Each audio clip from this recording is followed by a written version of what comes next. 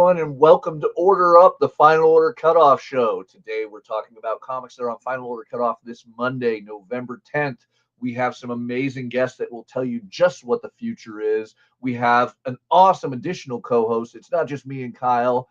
And we have some incredible books from both Penguin Random House and Lunar Distribution to talk about on FOC today. So stay tuned. It's going to be awesome.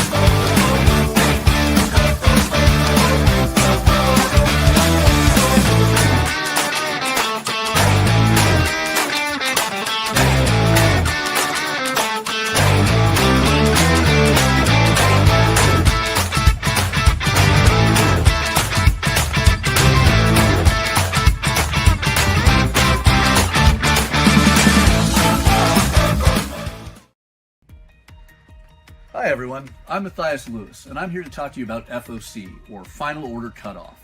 It is the last chance that we, the comic retailers, have to finalize our orders for comics releasing roughly 3 to 6 weeks out from the Mondays we finalize our orders. We deal with this every Monday, but this is important to you, the consumer, because it is the perfect time to reach out to your local comic shop if you want any specific or guaranteed items.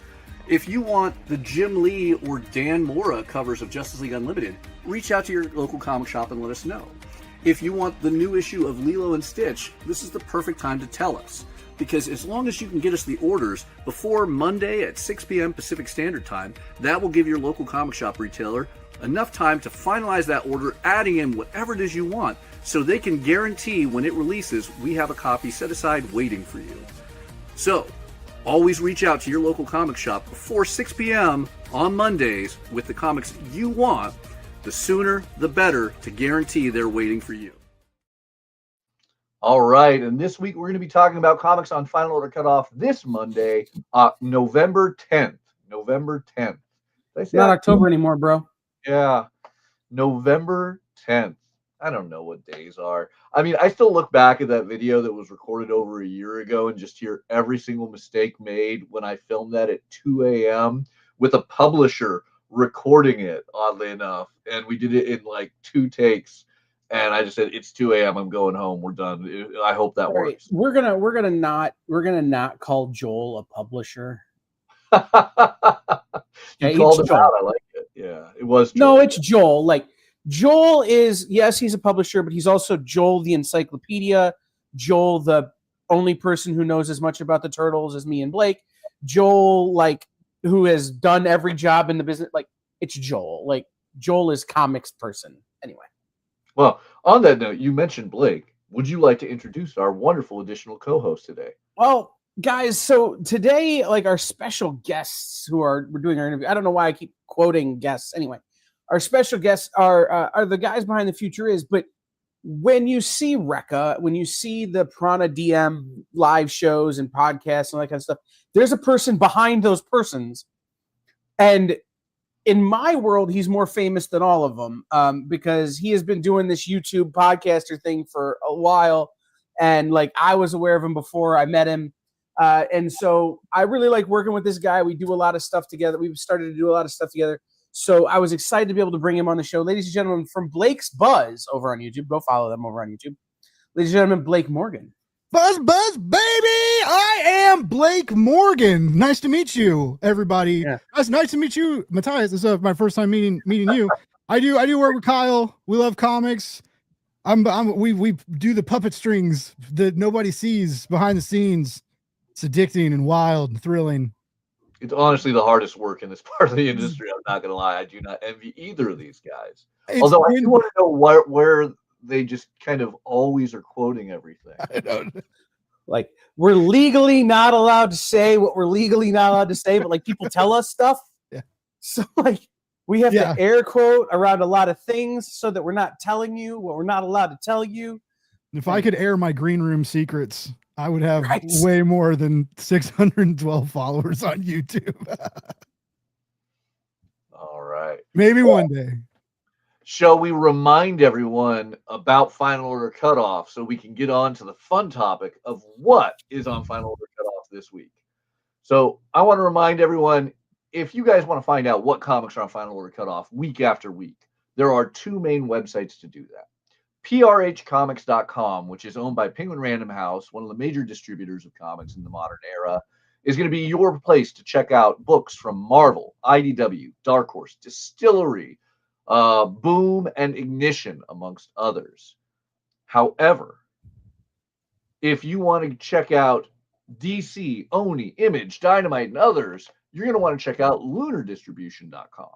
Now, when you go to prhcomics.com, you're going to be introduced to this wonderful, simple website where right off the bat, you will see FOC for this week, November 10th, right there. Clicking that will bring you into this wonderful website that I am scrolled down on, and you can see all of the books. I always recommend sorting them by title A to Z. It makes your life a little bit easier, and you can see all that's on FOC from those publishers. We here at The Experience would like to qualify Mathias' statements. It is a website. It is not wonderful. Anyone who sorts their website by random as opposed to alphabetical or by like publisher is not a wonderful person. There's someone who needs to go back to school for coding. So on the opposite end, a site that maybe Kyle will like a little bit more is lunardistribution.com. Once you get to lunardistribution.com, you will see this front page. You're going to want to scroll down a small bit to upcoming FOC. Make sure you're clicked on the right date, and you can see all of the incredible titles from DC, Image, Oni, Dynamite, and more on that. But I think, what do you guys feel? Do you want to start with PRH? I feel PRH is the place to start. I like to go alphabetically out of order. Well, I mean, so does PRH, so we might as well start there. I like the chaos. Let's do it. There's no question why no one from Penguin Random House wants to be on this live stream. Listen, all they have to do is go. I can show them what code to change. Call me. It's easy. There it is. All right, guys. So let's start it off with Aliens versus Captain America. We have a super popular Alien television series currently on. In that same universe, we're about to have a new Predator, movie in theaters. And on stands as of this past Wednesday is Alien versus Captain America #1. So this Monday, Aliens continue to fight Captain America as Frank Thierry brings us this insane xenomorph versus the iconic legend of Marvel World War II. I love Frank Thierry. Yeah. One of my favorite like horror-ish writers, like action horror writers, I guess. I mean, you look at like things like Pestilence and some of the other things he's written.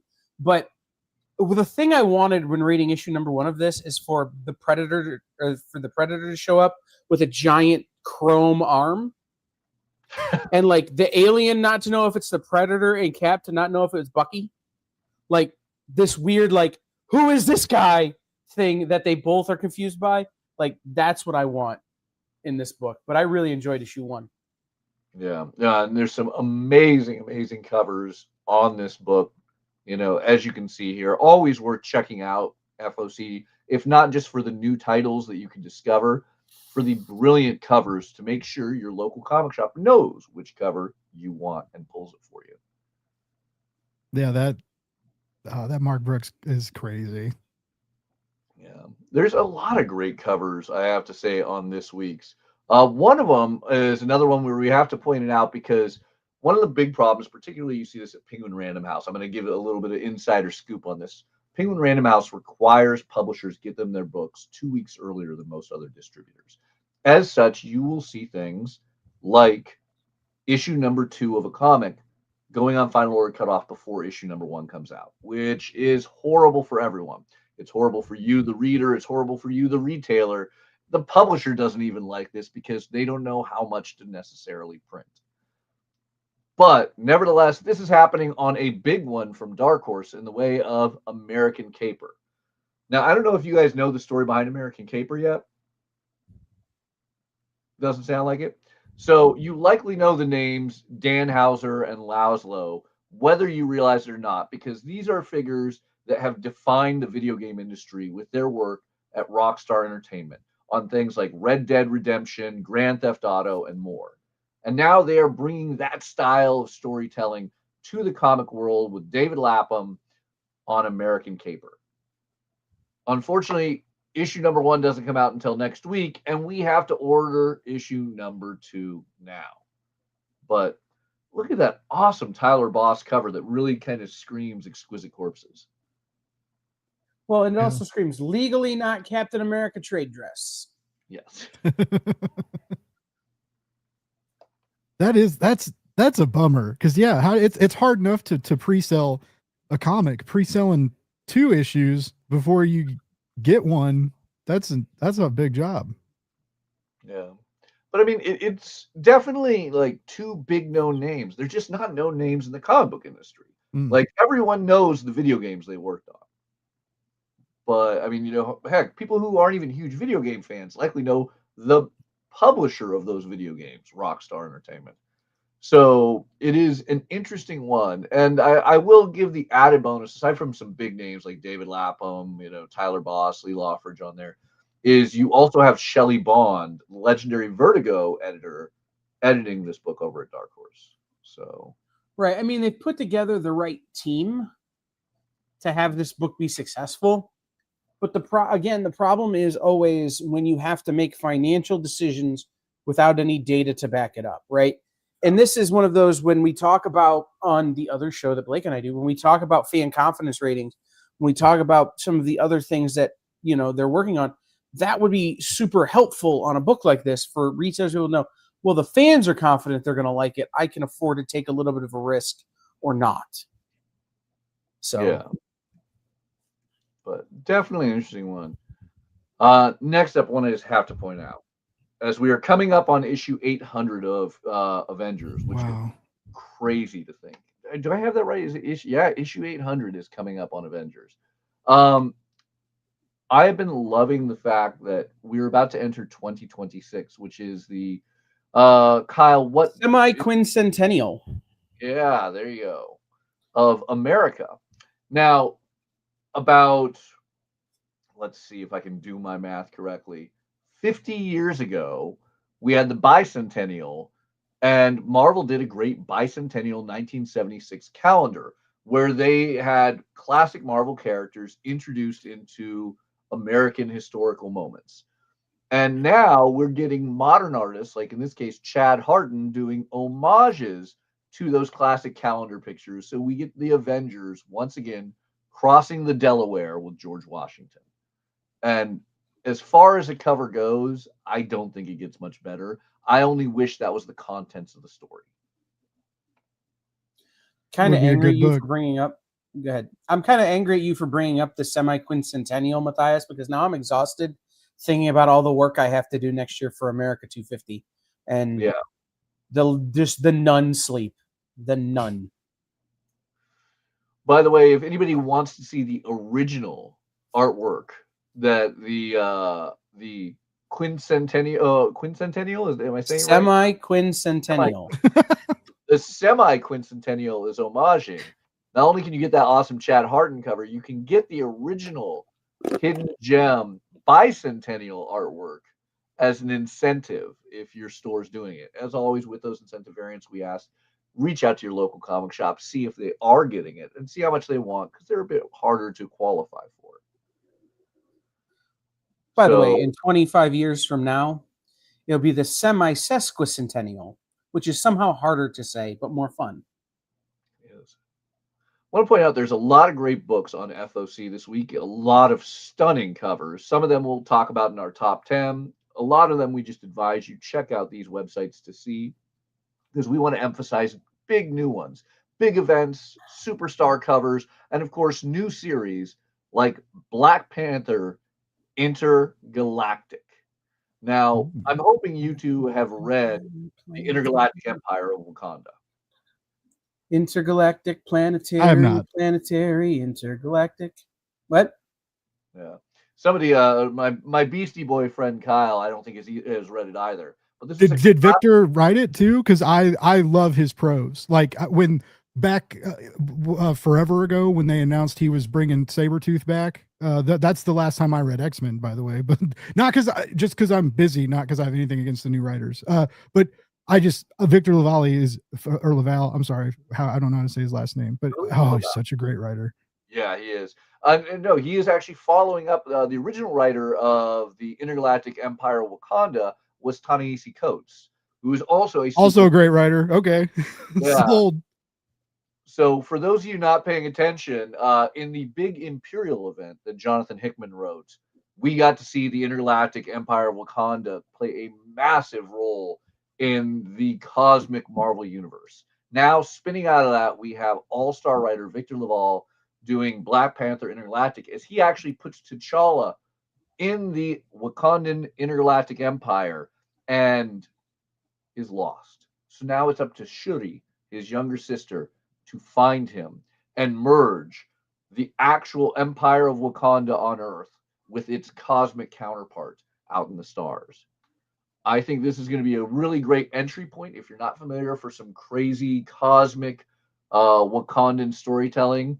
I love the future Afrocentric tales that we generally get from Black Panther, but I love the idea of reaching a whole new sci-fi level with that. And I think Victor is a writer.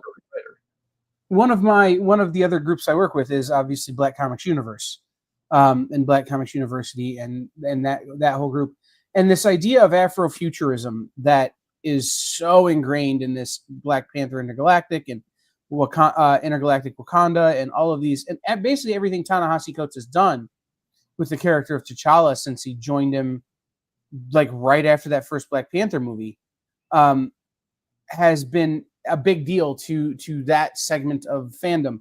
And so to see them continuing in that regard, and then adding Victor Lavallee, who, you know, you could talk about his Sabretooth, you could talk about it, but let's talk about Victor Lavallee Frankenstein for a second, who somehow managed to do a futuristic Frankenstein. Oh, a legit sequel to Mary Shelley's Frankenstein. Right. Yeah. Right. Like, I don't think they could have picked a better writer who's not named Ta-Nehisi Coates. So, like, it's kind of a match made in Wakanda, as it were. Yeah. Now, I have a question. Is the Coates, because you said Coates did this intergalactic that this is spinning off of, is the Black Panther intergalactic stuff that he wrote, is that also contained or part of his, because he has a couple omnibus collections out now, right? Is that all part of that, or is this something different? It is probably in those omnibuy, but I know for a fact they have their own trade paperbacks and omnibuy just for it. Cool. That is available through Penguin Random House right now. So if your local comic shop doesn't already have it in stock, they can order it for you. Very cool. I'm definitely into checking that out. Thank you for see. Look, I came on the show. Now you guys are costing me money. And listen, guys, we're on PRH, so it's worth bringing up. Ta-Nehisi Coates has written a bunch of great things that aren't comics as well. Between the World and Me, The Message, The Beautiful Struggle, The Water Dancer. These are all things that are now available to your local comic shop to order as well through PRH.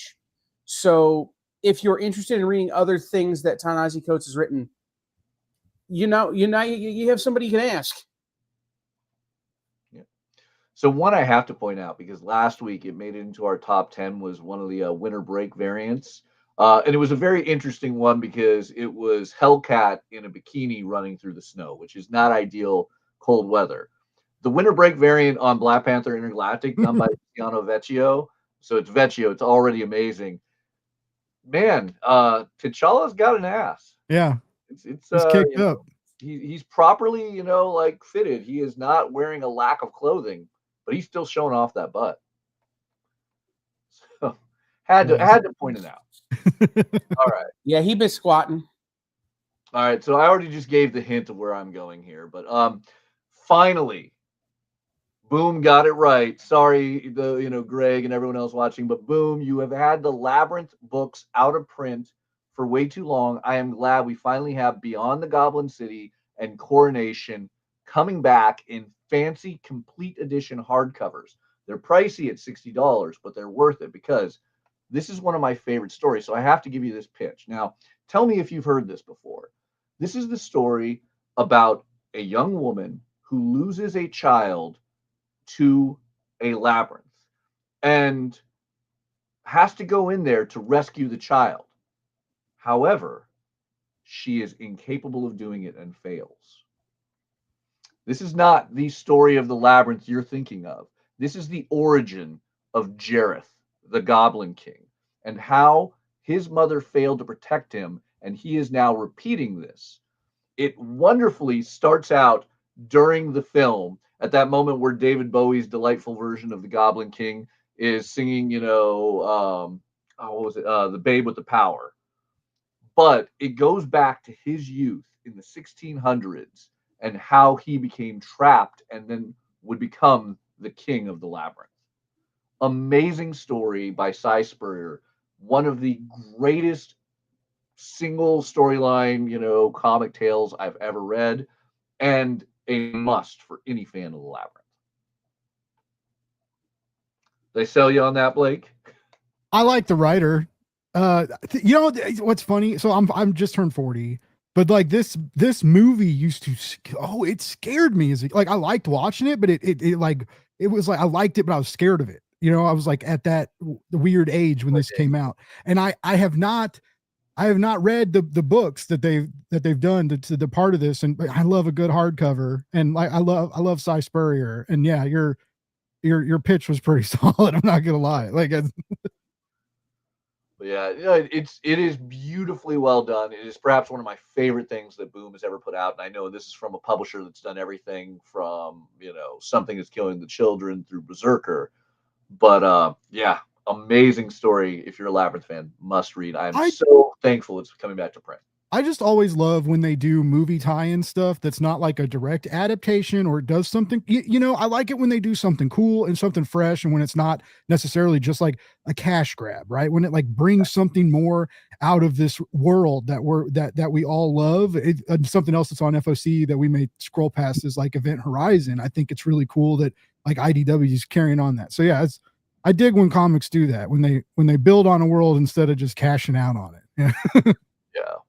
I really have to show this off again. Just point of fact. I love the winter break variants. I think that we're in a really cool era that not everyone will always agree with me on, but I like that we get both sexy female covers and sexy male covers. I like that diversity in there, and the fact that once again for the winter break now we have super muscular Punisher chopping wood out in the cold for whatever reason. So really, really great one on that Daredevil and Punisher. You guys have seen the wood chopping like shorts and reels on Instagram. There's the one dude who wears the suspenders that like he's gorgeous and like women love watching him chop. I think it's hilarious that they did that with Punisher. Like I didn't know that was there's a whole wood chopping thing on the internet, bud. Like, hey, and there are women who do it too. They do, yeah. There's women that chop wood now. Yeah, it's a genderless phenomenon. Listen, lumberjacks, okay? They're back, and I'm here for it. I thought I enjoyed that scene, with Captain America and Avengers, but I'm going to go on YouTube and just, check out men just ripping blocks of wood. There is the Event Horizon, as you mentioned, on FOC with issue number 4, the prequel to the infamous cult classic film, and every issue of this has just been more and more haunting. It's been cool. I mentioned this. This is why I'm subscribed to Global Comics this day in day out. IDW. You get all the TMNT stuff. You get the new movie tie-in stuff that they're doing. Their new horror imprint, I'm very, very excited for. So yes, please keep ordering these and pre-ordering these when they come up on FOC, because I would love for IDW to keep supporting these kinds of spooky efforts. Yeah. We actually talk about another one later, but first, let's talk about something we don't traditionally talk about on Penguin Random House. As I mentioned, normally we talk about DC over at Lunar, but Kyle, I believe you want to talk about this particular piece right here that is on FOC right now. Right. So this is the 2026 re-release of FBP, the Federal Bureau of Physics, Volume 1, The Paradigm Shift, by Simon Oliver, Robbie Rodriguez. We'll probably dig through this a lot more in a couple weeks when it hits Lunar. But what's important to remember is two things. One, Vertigo is back, Jack. So don't be out here like not looking for it. You need to be paying attention for the new Vertigo stuff and for the re-releases of Vertigo stuff that haven't been in print in like a long time. You know, like this hasn't been something you could order for probably the better part of 5 years at least, maybe longer. Robbie Rodriguez, like I think that's pre-Spider-Gwen. Robbie Rodriguez. Yeah, this is early Robbie Rodriguez, right? This is before he was famous from Spider-Gwen and angry at me at conventions. Anyway, but this is this is a very early Robbie Rodriguez work that I really, really enjoyed. And then the other thing to note, right, and this is why I bring it up, is that it's on Penguin this week, and in about 2 weeks it will be on Lunar. So if you go into your local comic shop this week and say, hey, FBP is coming back, it's on Penguin this week, but your local comic shop's like, well, you'll get our DC stuff from Lunar. That's fine. That's just more heads up, and you can remind them again in a couple of weeks, right? Yeah. You're giving your shop owner more opportunities to spread out their spending based on their budgets. You're giving them more opportunities to make sure they get the book, and you're giving them more opportunities to be prepared to order more if they want to sell it in the shop. So it's more opportunity, more awareness, more time. All of that stuff helps the local comic shop to be in better shape. Absolutely. No, I mean, no comic shop should ever complain about having your requests sooner rather than later. So that's always awesome. And also a fun reminder, we always want to point out that there's a lot of great distributors out there now, not just Penguin Random House and Lunar. Universal is being used throughout North America now, and there are other options. So, sometimes your shops will be placing orders for DC trades through Penguin Random House over, other options. So it's not bad. I do want to always point out, though, the reason we don't often cover DC trades at Penguin Random House is they like to jump an entire month normally into 1 week, where Lunar spreads it out and makes it a little bit easier to talk about, because we scrolled past the Batman White Knight Compact Edition, and I guarantee you when that hits Lunar FOC in a few weeks, we'll be talking about a $10 collection of Sean Gordon Murphy. That's a sweet deal. I need to catch up on that. I read the first miniseries and really liked it. I love his art and the whole. I used to not be like big on Elseworlds, and not because I'm like I have a hard on for canon or anything, but I didn't really understand the point. But I more and more I like it. I kind of like the weirdness of them now, and I haven't seen many Elseworlds take on a role like the White Knight universe has, where they extend it like that, really. Yeah, other than I guess Absolute, what they're doing with Absolute, you could kind of argue that, or Marvel's Ultimate World, but I mean that's the only thing I can really think of that's close to that. I would agree with you on there. Interesting. Watch out, you start agreeing with me, man. It's downhill from there. Matthias be out here changing his orders right now. Chris Ryle a little bit too early for his book on FOC this week. But that being said, obviously I got to talk about Godzilla and the Kaisei universe, one of my favorite, universes for kaiju. Look, Godzilla's everywhere now. He's in the Justice League, he's in the Avengers. He just destroyed Kansas City. Yeah. But the Kaisei stuff is my absolute favorite. Nice. Now, here's a weird theme. Oddly enough, going with the theme that Chris Ryle just messaged me. This year we're getting a lot of Christmas-themed horror anthologies. There are 3 on FOC this week alone, and the first of which is Boom Studios' Hello Darkness. If you haven't been reading Hello Darkness, it is great. It has continuing stories, it has individual stories, pinups, art, everything you could want in a horror anthology. Even though we have the revival of EC, this feels up there in the successor to EC right now. I think it's amazing. And look at that beautiful Christmas-themed variant. Poor Santa Claus. Well, and I will say this, shout out to publishers for getting your Christmas stuff out before 4th of July. So often it's these Christmas things don't even get ordered until after January. Yeah. So shout out to these publishers who are able to get this out in a timely manner and on time so that they can be in shops for holidays. This literally the on sale date for this Hello Darkness that we're talking about is Christmas Eve. Well, yeah. So, and that's a new comic book day, Christmas Eve this year. Yeah, I'm really curious. Definitely something to reach out to your local comic shop and ask them what is their Christmas and New Year's schedule going to look like. I know that my shop will be closed on Christmas Day. Will be open on Christmas Eve, but I still haven't determined the hours. So always worth checking with your comic shop in advance to figure out how you're going to pick up books on those important holiday weeks. But on that note, as much as I love this cover, there's a cover I love more on this. You ready for this one, Kyle? Is it the 1 in 20? No, amazingly, it is an open order homage to one of the most classic books out there, Chamber of Chills number 19. Highly valuable book on the aftermarket and has been seeing a lot of homages lately. Everything from Mark Spears to, I mean, we've been seeing a ton of homages to Chamber of Chills. But Ji Hyung Lee brings it to a whole new level of beauty. Yeah, and that virgin variant, you can display those so well, like no trade dress getting in the way. So that's a nice piece. Yeah, I don't even think there is a trade dress version of it. Amazingly, just straight to virgin. About everything else, we get a trade dress and then a vegan cover of, but that one does not. I've never heard that called that. I like that. Well, then you clearly never had the algorithm tanked because you used the word virgin. Yeah, there's a couple thoughts on that. I know there's definitely stores and retailers and consumers that don't like using virgin because they feel its association to one's virginity as opposed. It sexualizes it, yeah. And no, I mean it has a whole lot to do with like.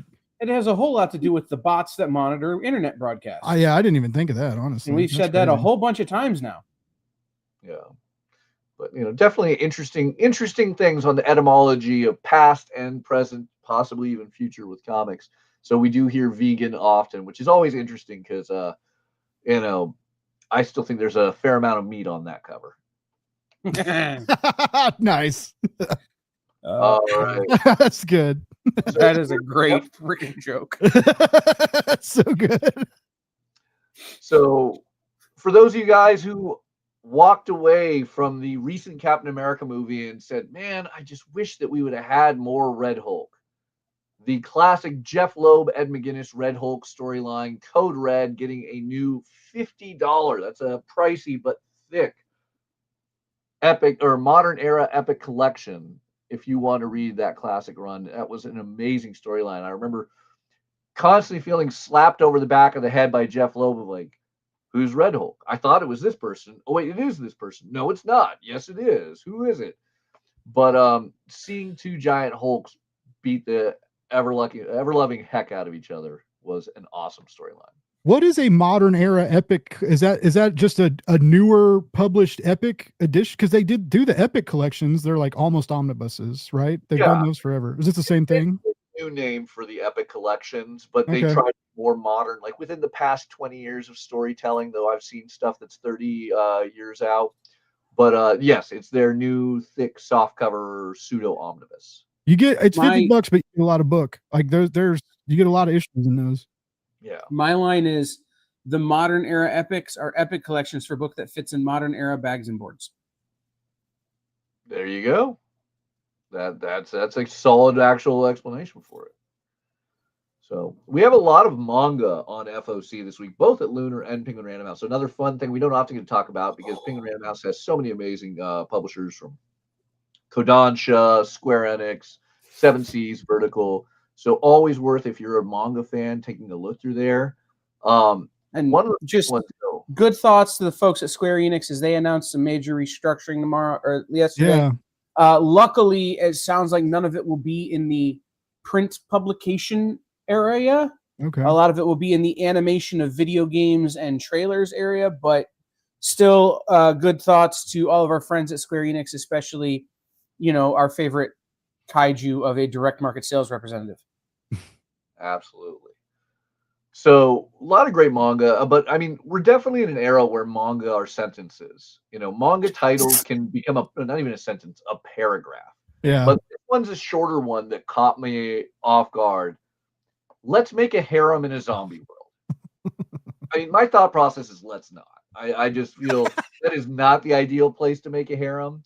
But it also is the most amusing concept because for those not familiar with the harem trope, does come from that definition. You are normally taking somebody of one gender and then a large group of the opposite gender that is in love with them. Weird thing to do in a zombie universe. When you got thighs like that, though, you gotta do it where you gotta Well, do it. and it depends on your definition of brains, which is a euphemism for another body. Like, it's manga, so it's, she has big brains, and zombies like brains. I'm just saying. There it is. So, I if hate you're myself. looking for a naughty manga or potentially naughty manga, I don't know for a fact, definitely let your local comic shop know that you want to order it. 'Cause that's probably Typically, not these are deeper. available.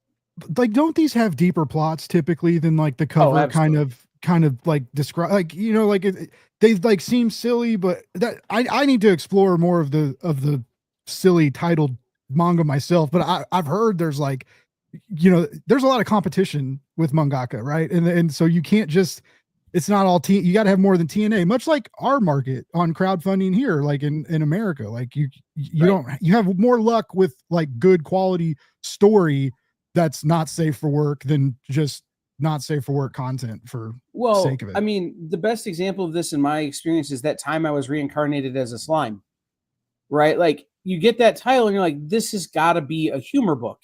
And it winds up actually being a great, not necessarily humorous slice of life story.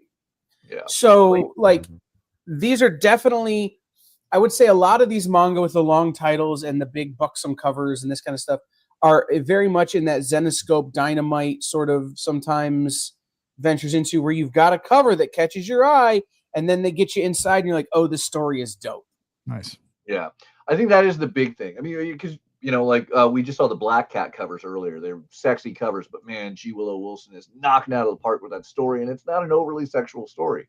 But one of my younger female staff members actually got me on one I was really shocked by. I actually happen to have it right here, is Monster Musume. And like, it seems like it's totally going to be a very mature adult book. And look, it has very mature scenarios in there, but she sold it to me on the idea that it's like, the male protagonist, despite being in all these, sexually, heightened, situations, is a really respectful sweetheart of a gentleman. And you get these fun, very human interactions. And I think that's one of my favorite things that you see in manga. It's not a universal rule of manga because manga is a medium, not a genre. But, as is comics, it is literally just comics made in Japan. But one of the things you see more often in Japanese comics is a lot more human emotion and character development. Whereas American comics, it's much more plot based than character based, I feel. Yeah, that's a great way to put it. So another fun one now, going in rather than plot or character, we're talking about concept, pushing a video game, Marvel Rivals Ignite. Now, one of the highest selling video games in the modern era. Everyone's playing Marvel Rivals. My son's playing Marvel Rivals. He's got me playing it now, which is losing way too much time. But I do love these comics. I don't know that this is driving the traffic into stores that Marvel Rivals was when they were putting codes for downloads in there and first initial demand, but it's still really fun storytelling. And look, you get Peach Momoko writing and drawing the interiors on this. I'm in. Yep, sold. I have a question for both of you, since you're both, were retailers or retail adjacent now. Like, I have a friend who has a shop, and when they were doing like DC was doing the Fortnite codes, she always said it like, she's like, yeah, it brought people into the store, but that's all they wanted. And they were rude and they were mean. There was a lot of, some of that crossover market pollination didn't really go like the way they thought. Like, did you guys have experiences like that with people coming in freaking out about Fortnite codes, or did you like the extra foot traffic? That is a hard one. I definitely saw increased traffic, and I saw, several different realms. I saw parents coming in and they were wonderful, hoping it would get their kids into comics, and in some cases it did. I saw customers that came in and were rude about it, or were just, quick and like, look, I just want the code. I can carry, like, here, I'll rip out the code, take the photo. You can have the comic back. I don't want it. Give it away to somebody, which to a degree was kind of nice. That is kind of, yeah. And then you had people who legitimately were reading it, especially when Snake Eyes crossed over with Batman. But yeah, it is a weird one, and I don't know that there's a universal answer. Kyle, you had a shop at that time, right? Yeah, I mean, my answer to a lot of those people when they would come in and they were a little bit short was, "Hey, man, this ain't GameStop. Like, I'm not going to offer you $6 for a game that you paid $50 for a week ago. So don't come in here with that hostility. Like I'm here, like I'm like an antagonist. If you want to buy the book, I'm happy to sell you the book, but like you need to check yourself." And that always helped. Like just me recognizing that, yeah, I know where you're normally shopping and that it's not normally a good experience. So let's not play that game. You want the book? I got the book. I also kept them behind the counter. So you had to ask me you wanted one. And that became that changes that whole dynamic as well. Like it's not like people just go, where's that? Right here. You want one? Yes, please. Yeah, I think about that because those ones had the peel codes and stuff. I keep everything bagged and boarded in my shop. I have zero problem if a customer wants to open it and take a look, but it definitely brings the alert if you hear, the bag and board being open. So that was definitely an issue, was people peeling the stickers and getting codes. So we were more aware of it, but in a shop that doesn't bag and board, behind the counter. Yeah, because I mean that's shoplift. That's like a different kind of shoplifting. That'd be like sneaking in, like peeling like when Marvel. I don't know if Marvel still does the codes, but when you could like peel the deals and get the digital comic, like you just went in and. Well, I mean, for years I did that with like art germ variants and things that I knew people were going to come running in the door for. They're behind the counter. You want one? Now you got to interact with me. You can't just be that guy, right? So now it's, I see that you pulled me the A cover, but I would like the art germ. Okay, great.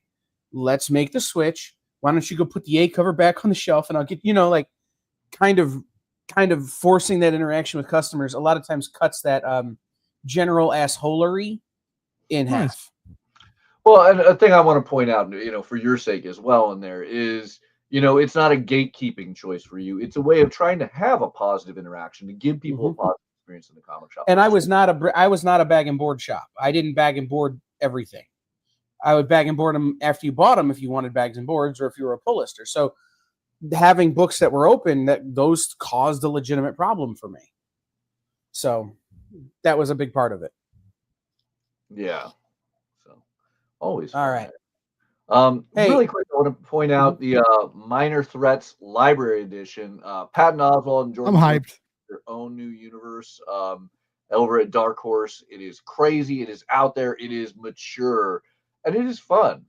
So if you haven't had a chance to check it out, I mean, superstar actor and comedian Patton Oswalt. This is an oversized hardcover edition. I mean, it's oversized. This is bigger. This is like almost comic art page size. But $50 for that oversized thick hardcover, cool way to catch up. The library editions from Dark Horse are always phenomenal. They put a lot of love into those. Yeah, they're worth the bucks. Hey Mathias, there's something here in the ends we need to stop and talk about, man. Yeah, I believe it is the Night on the Galactic Railroad. Yes, Night on the Galactic Railroad. If you don't know Night on the Galactic Railroad, that's probably a reasonable thing. But it's Kenji Miyazawa, who was the person who influenced all of Studio Ghibli. Like you don't get Studio Ghibli without Kenji Miyazawa, and this is his kind of, or their kind of classic work. So this is a new release adaptation in English, translated. I don't remember the last time I saw an English translation of this book. I know I have it in Japanese. But it's one of those, like, the art in it is so beautiful. And you think about it, this is for people who maybe like The Wrinkle in Time or My Father's Dragon, or really, again, who got into the Miyazaki things. This is what kind of opened that door. And this is just a beautiful adaptation of it. So this is a special book that you should get. Is it considered manga? What is it? It is manga, yeah. It's interesting. It's manga from a publisher I wouldn't expect, the New York Review Books. And see, that's the thing. This is considered like a historical publication. Like this is what in 50 years we'll be talking about, like The Watchmen being like a historical publication where it's this led to so much other stuff that we consider quintessential media that it's something that you study in school. Cool. And a $20 hardcover of manga, I mean, I really feel we're in an era where manga hardcovers start at $50, realistically. Yeah. I'm buying those new Gundam volumes from Kadoja, and they're 50, but well worth it. They are beautiful, but yeah, $50. I mean, 80. It's like an omnibus. It's like 800 pages for 50. But yeah, $20 hardcover sold, $20. And the history and culture behind it. I'm checking this out for sure. Yeah, a lot of great manga on there. A lot of great comics. Once again, things like No Place by Tim Seeley. Oh man, issue 1 was so good. So good. The final Stefano issue. Simone, by the way, is revelation. Go ahead. But yeah, a lot of good stuff. Speaking of Tim Seeley, he did perhaps my favorite cover on Planet She-Hulk #2. I mean, one of the covers definitely makes it to the top 10, but I had to show off the there's no connection to your cell phone service on Sakar. Sorry, guys. I didn't realize Dr. Stephanie was writing this. That's awesome. Yeah, Dr. Stephanie Phillips is the writer of Planet She-Hulk. She is kicking butt in that, just like she does in real life. She's phenomenal, a great, super talent, and a super bad. She beats people up in the ring. And art by Aaron Cooter, who knocked it out of the park so far in issue 1. I'm excited to see how he follows up with issue 2. Yeah. So I assumed Pac would be on this. I didn't know they were. I assumed it was going to be because aren't they doing World War Hulk, or they're doing regular Hulk too, aren't they? They did do a one shot of Return to Planet Hulk, and Greg came after that. We actually had him on the show a while back. I want to say, is he cool? He seems like a cool dude. He was wonderful. Yeah, I'm questioning you. I'm like, no, he was wonderful. We did have him. I actually was really excited talking to him.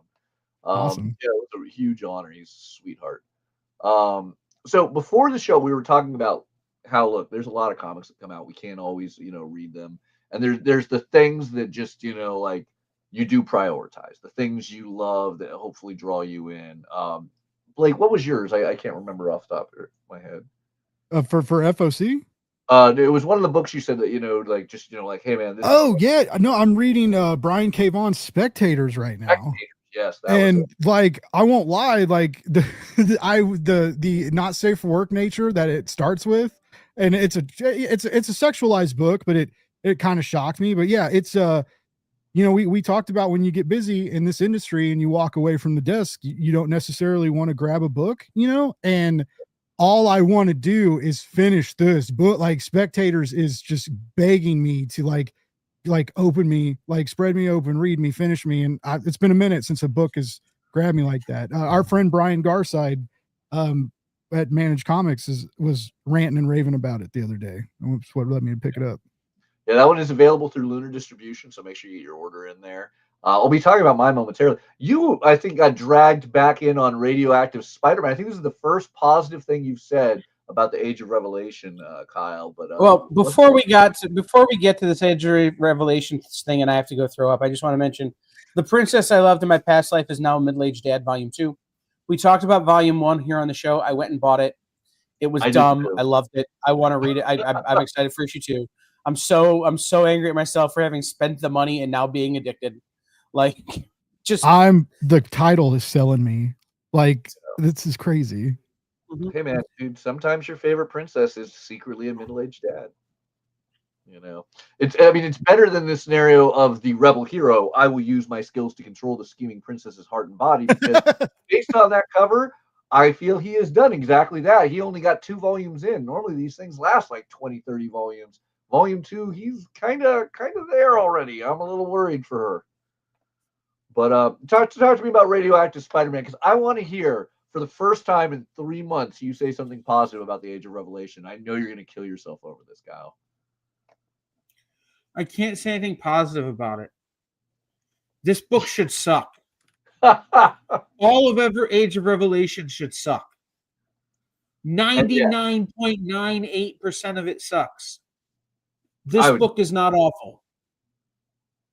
He's turning red over this. He's so mad. I've never seen a human change color. He is. He's red. His face is red like a Spider-Man mask now. But yeah, I will say it's not awful. I think I think Joe Kelly is Joe Kelly's a one of genius. the I best love him. Spider-Man writers of our generation. I think Absolutely. this Crease Lee cover is phenomenal. Yeah, it's great. I love anything that does Days of Future Past homage. Can I ask Kyle, why shouldn't this be good? Why shouldn't it be something that it is? Because don't stop in the middle of successful things to do something stupid. Don't roll it out in a way that's so piss poor retailers miss entire ordering windows. Don't not tell us what's happening until it's done. Don't rely on your creators to be doing the marketing for it because you forgot. Mm. But I will say that I think, and this is where me and you differ on this, so I always have to point it out. I think that is an issue from marketing and sales at Marvel and not editorial and content. Sure. I do think editorial let that happen, unfortunately. But I think that like I've been reading some incredible, work there from Gail Simone and Tony Fleeks and other brilliant writers and stunning artists that I've been enjoying it. But yes, it was But masterful. don't make those people who are doing great work stop doing great work so you could do a stupid event. Yeah. And by the way, I did send an email to CB last night. I am pitching a book, Days of Christmas Past. Yeah. Yeah. Old Man Wolverine and Old Man Kitty Pryde have to discover the meaning of Christmas. Did you see Eric Palicki kind of tore your story apart there, though? Yeah, well, he's just angry he can't write it. Shout out to Eric. I'll see you soon, buddy. When you come up, I love Eric Palicki. Did you see I still think you could sub in non vampire older Jubilees, still make it happen. Well, and I was Eric's LCS, right? Like Eric's my dude. Oh no, I figured you knew. Yeah. Oh, I didn't know that. He did message me the other day because he was like, I didn't realize you guys were working together. He was like, I've known Kyle for a while. Mm-hmm. I have an exclusive Atlantis Wasn't Built for Tourists. Anyway. Nice. So on the note of what you were saying earlier, I just need to keep calling back to Blake on this. I'm a genius. It's fine. That's why. Return to Sleepy Hollow. So another great one, continuing that wonderful Johnny Depp, Christina Ricci film that many of us loved in the 90s. We get that universe back. Issue number 1 came out about 2 weeks ago. Totally awesome. I'm glad there was space. IDW has given us space on there to see sell through. Issue number 2 is on FOC. I am looking forward to continuing this. You read the first issue. Is it creepy? Like, did it have a good creepy vibe to it? It does. It was a solid. I didn't think you could have a solid continuation, but cool. It is a solid continuation. Didn't mean to interrupt you, Kyle. Sorry. No, the 1 in 15 RI Joelle Jones variant is haunting. Yeah. I love Joelle Jones. Mm-hmm. Yeah. I miss the what was the book? I'm a little bummed that Joelle's not working on Turtles anymore. Anyway. Yeah, that was cool. I've been waiting for the assassin one where she's like a mom but a assassin. Lady killer. Yeah, like I heard they were doing more of that many years ago. Fingers crossed. That was a good book. Speaking of lengthy manga titles, how about Romelia's War Chronicle? The Count's daughter rallies an army in the wake of mankind's victory, Volume 1. This sounds like a Fire Emblem quest. I want it. It's like, let's go. Well, I was just thinking, I don't know if either of you are professional wrestling fans. She professed herself a pupil of the Wise Man, which is the first manga featuring Paul Heyman. That's a WWE reference for anybody who's out there who's a WWE fan. Oh wow! So now there's manga wrestling crossover now because there's a big marketing crossover between wrestling. It's not actually a thing. I just was making a joke. Oh damn it! I thought we were on to something. All right. I know. I tried to say something smart. All right. So pulling back, you had said Spectators was the big one that pulled you. For me, the number one comic. I read comics for a living. I sell comics for a living. I live and breathe comics. I surround myself with comic artwork. I'm sure you can see literal pieces of this all throughout the background of this. The one thing that was like my escape, which was more comics, the comic that I just loved to open day after day, week after week as it was releasing, along with prose novels, manga, and even audiobooks, was the Star Wars High Republic. I mean, I'm wearing the shirt right now. Let's go. That was good. I loved it. I literally have tons of the original artwork, actually from Volume 3 up there. But The Volume 3 Omnibus, the High Republic Phase 3 Trials of the Jedi Omnibus, is now available on FOC. It is both volumes of Phase 3. So you're getting the Star Wars High Republic Phase 3 and the Fear of the Jedi storyline, as well as several of the one-shots, content from the story. And this, if you're listening to the audio dramas, which, if you're a Star Wars fan, the audio dramas that are on Audible and other services, you can get them at starwars.com, are phenomenal additions. They're just like listening to old radio shows. They're fully casted and they're brilliant. The audio drama for High Republic, the Tempest Breaker, I want to say it was, fits in with this story. So if you listen to that audio drama and you're like, I'm missing context, this is the context. This is amazing. I literally have the original artwork from this volume sitting right up here. I didn't realize 3 omnibus volumes of this was out. I remember when the first High Republic omnibus dropped, and I was like, "Whoa!" And because I had the singles, I was still Wednesday Warrioring when that was happening. But yeah, I missed volume 2 and 3. I loved the High Republic. It was very cool to have a Star Wars thing that like I could hop on fresh. I mean, I love Star Wars, but it was like I was alive when this premiered, like I missed the original trilogy and stuff. And so, yeah, I don't know, it felt cool being like on the ground of like a new age Star Wars. And then it blew up into all these books and we got manga, we got children graphic novels, which were also good. Like I read some of those, like everything was so good. I kept hoping for like an animated series or like some kind of movie, like or even a D+ series. Like I got an animated series actually with Young Jedi. It does cross over. They go to Starlight Beacon. They interact with Bell Zettifar and a few. What? Oh yeah, I didn't know that. So quickly, because I know Matthias only has a couple of minutes. Oh yeah. I'll finish. Does Yoda have a pompadour on Jedi Knights?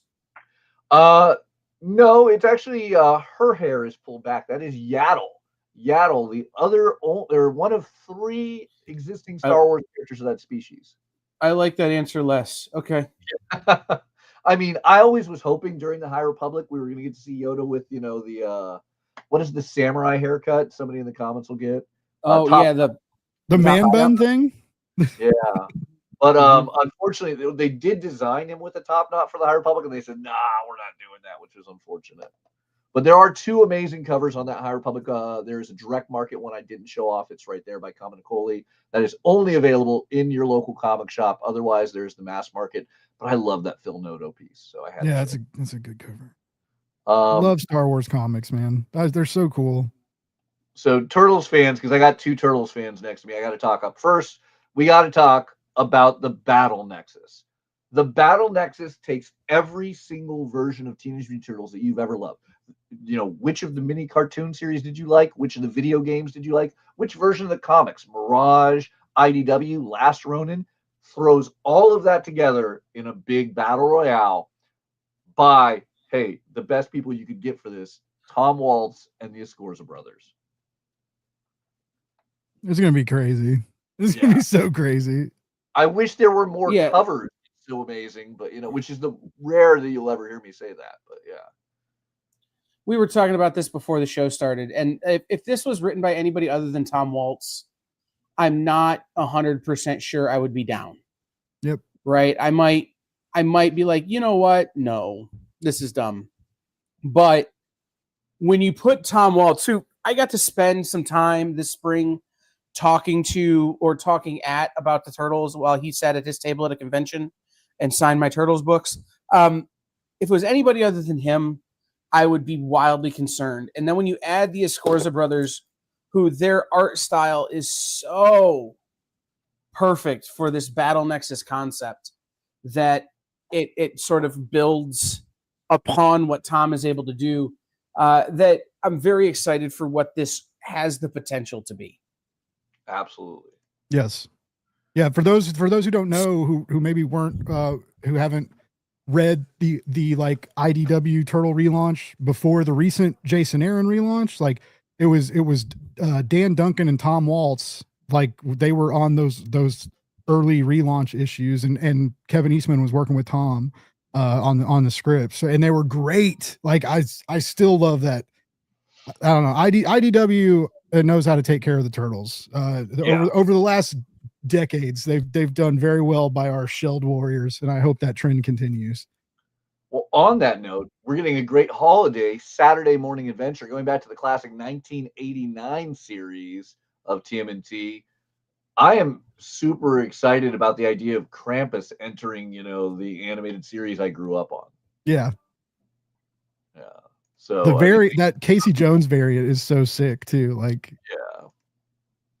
Oh, that's so perfect.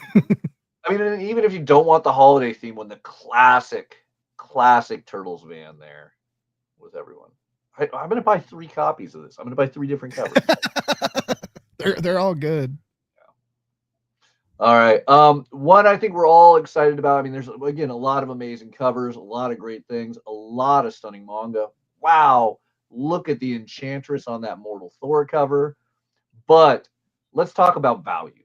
Let's talk about a deal like no other. How about all 12 issues of Tom King's The Visions for $15? And everyone's favorite new compact size. Yeah.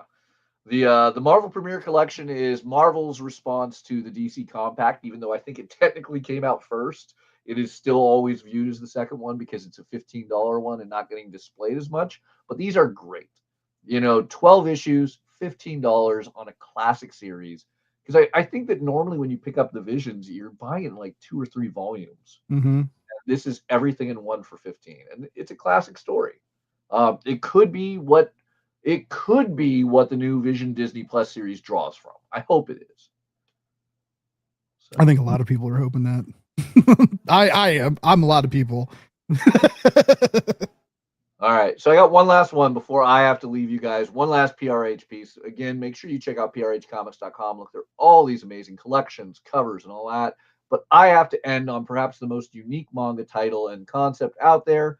It's a Yuri love story that begins with getting dumped in a dream, Volume 1. I mean, I don't know why I keep pulling the 7 Seas ones, which potentially hit more of the mature line. But any romance story that begins with getting dumped in a dream starts like an interesting, tale. And then, the classic love of girl Yuri storytelling. I think this will draw a lot of manga fans in. So whether it's for you or not, it might find a place in your shop because this seems like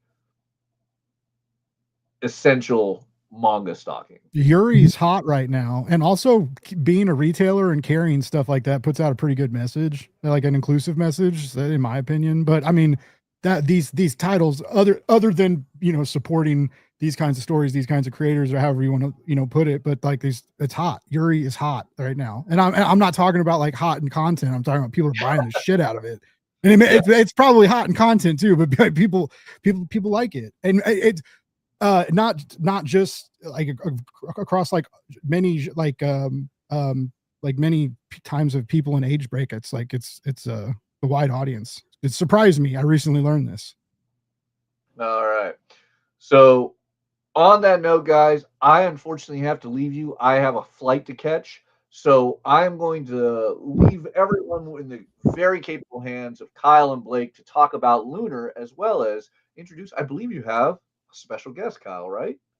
Yeah, but we're going to take a commercial break real quick and get ready for those guys. So we're gonna come back after a second without Mathias, but with 2 other people who you should be very excited to see. And we're going to talk about like the future and like what it might or might not be, or is or isn't, or ... asterisk. How many asterisks are there, Fred? Like 6. We'll figure it out, and we'll figure it out after the break. We'll be right back. Sure, comic books are beautiful, but underneath, there's something more authentic and exciting. The original art. See the pencils, the lines, the shading, as if you were there in the studio watching the artist work. Getting a peek at comics' backstage is easy with the original art experience. All right, Friday night, guys. Thank you for being here.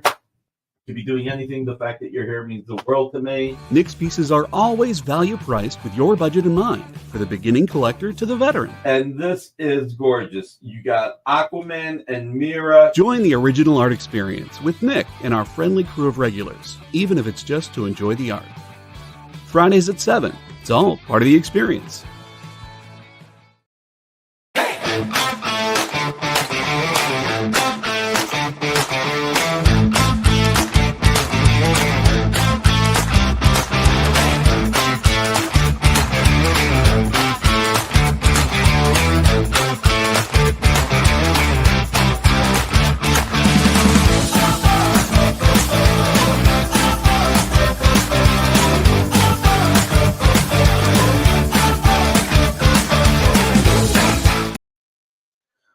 right, we are back, and Blake is digging for something that's important, I'm sure.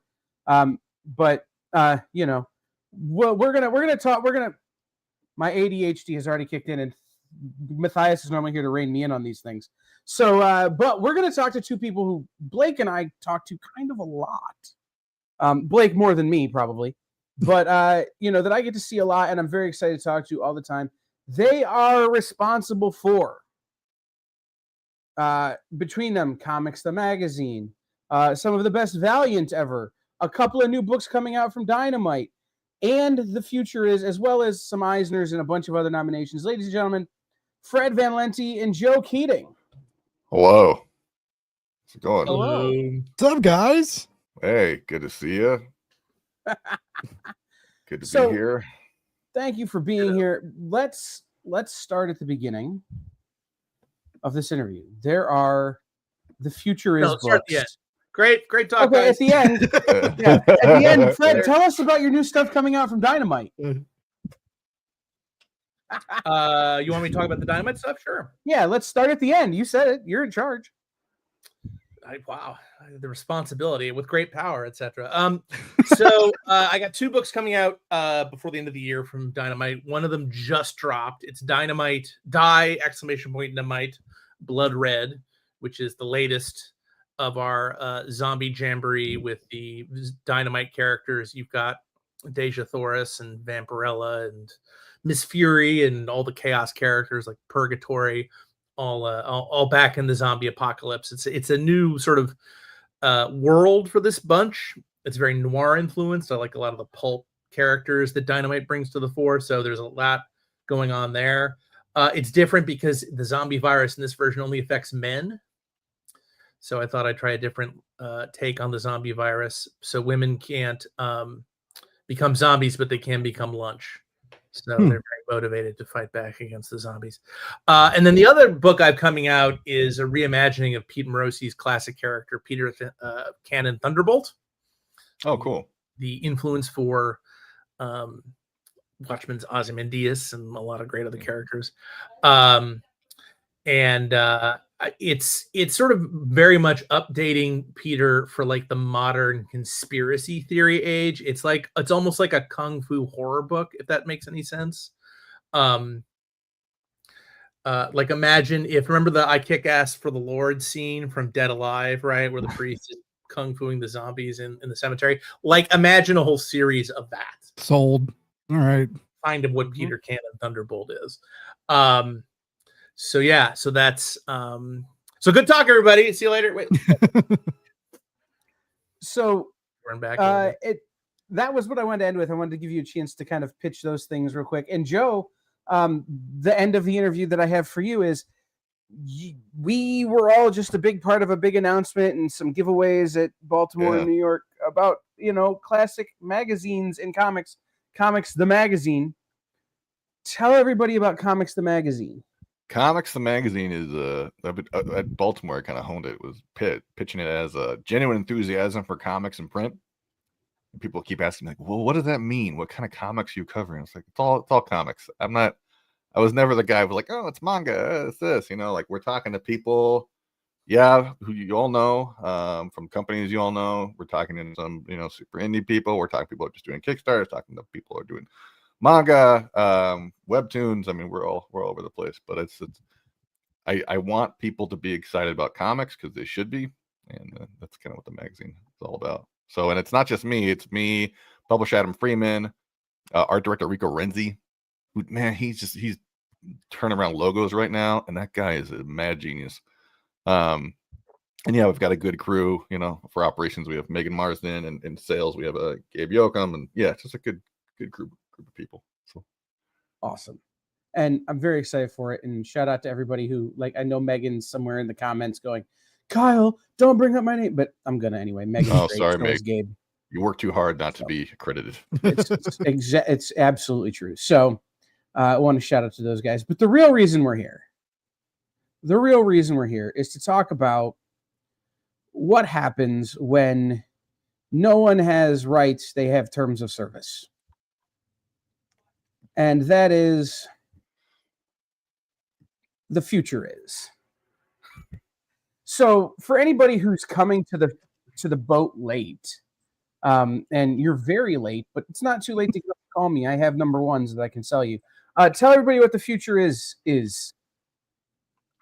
Sure. The future is basically Mission Impossible meets the Black Mirror. It's a group of hackers in the not so near future who basically are a vigilante group that protect people from technological nightmares in a world where basically there's no government. We're kind of at the whim of various tech overlords and tech pros.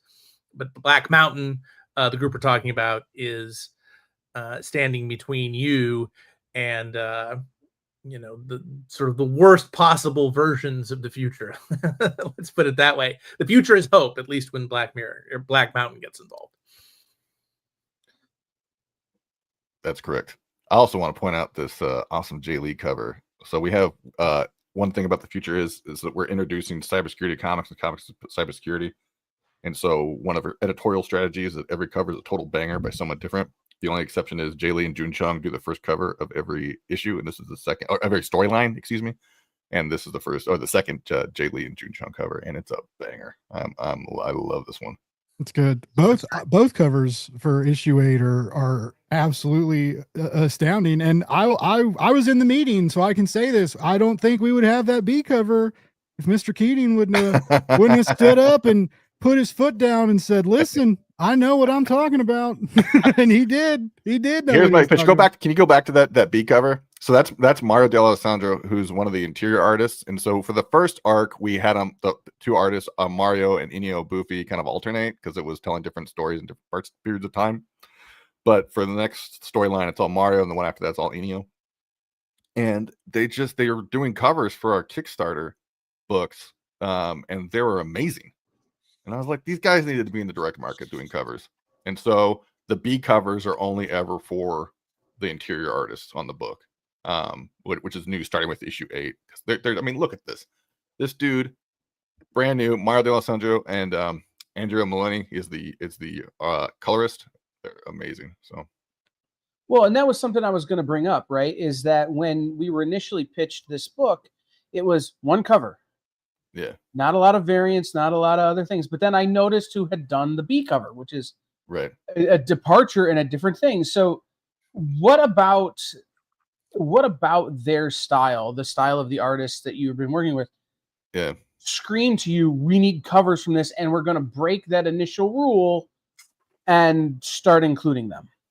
This is a real big passion project for me, as Blake pointed out. So I'll give my perspective. I think it's really essential in the comics industry to build up names and to build people up. And there have been moments in my career where I've seen guys, I wasn't responsible for bringing them in, but I saw them coming up, like Kirkman bringing on the artist of Ted Noodleman, Ryan Otley, to do Invincible, and seeing how he grew. And just seeing that guy, even his first issues, and be like, that guy's going to be something.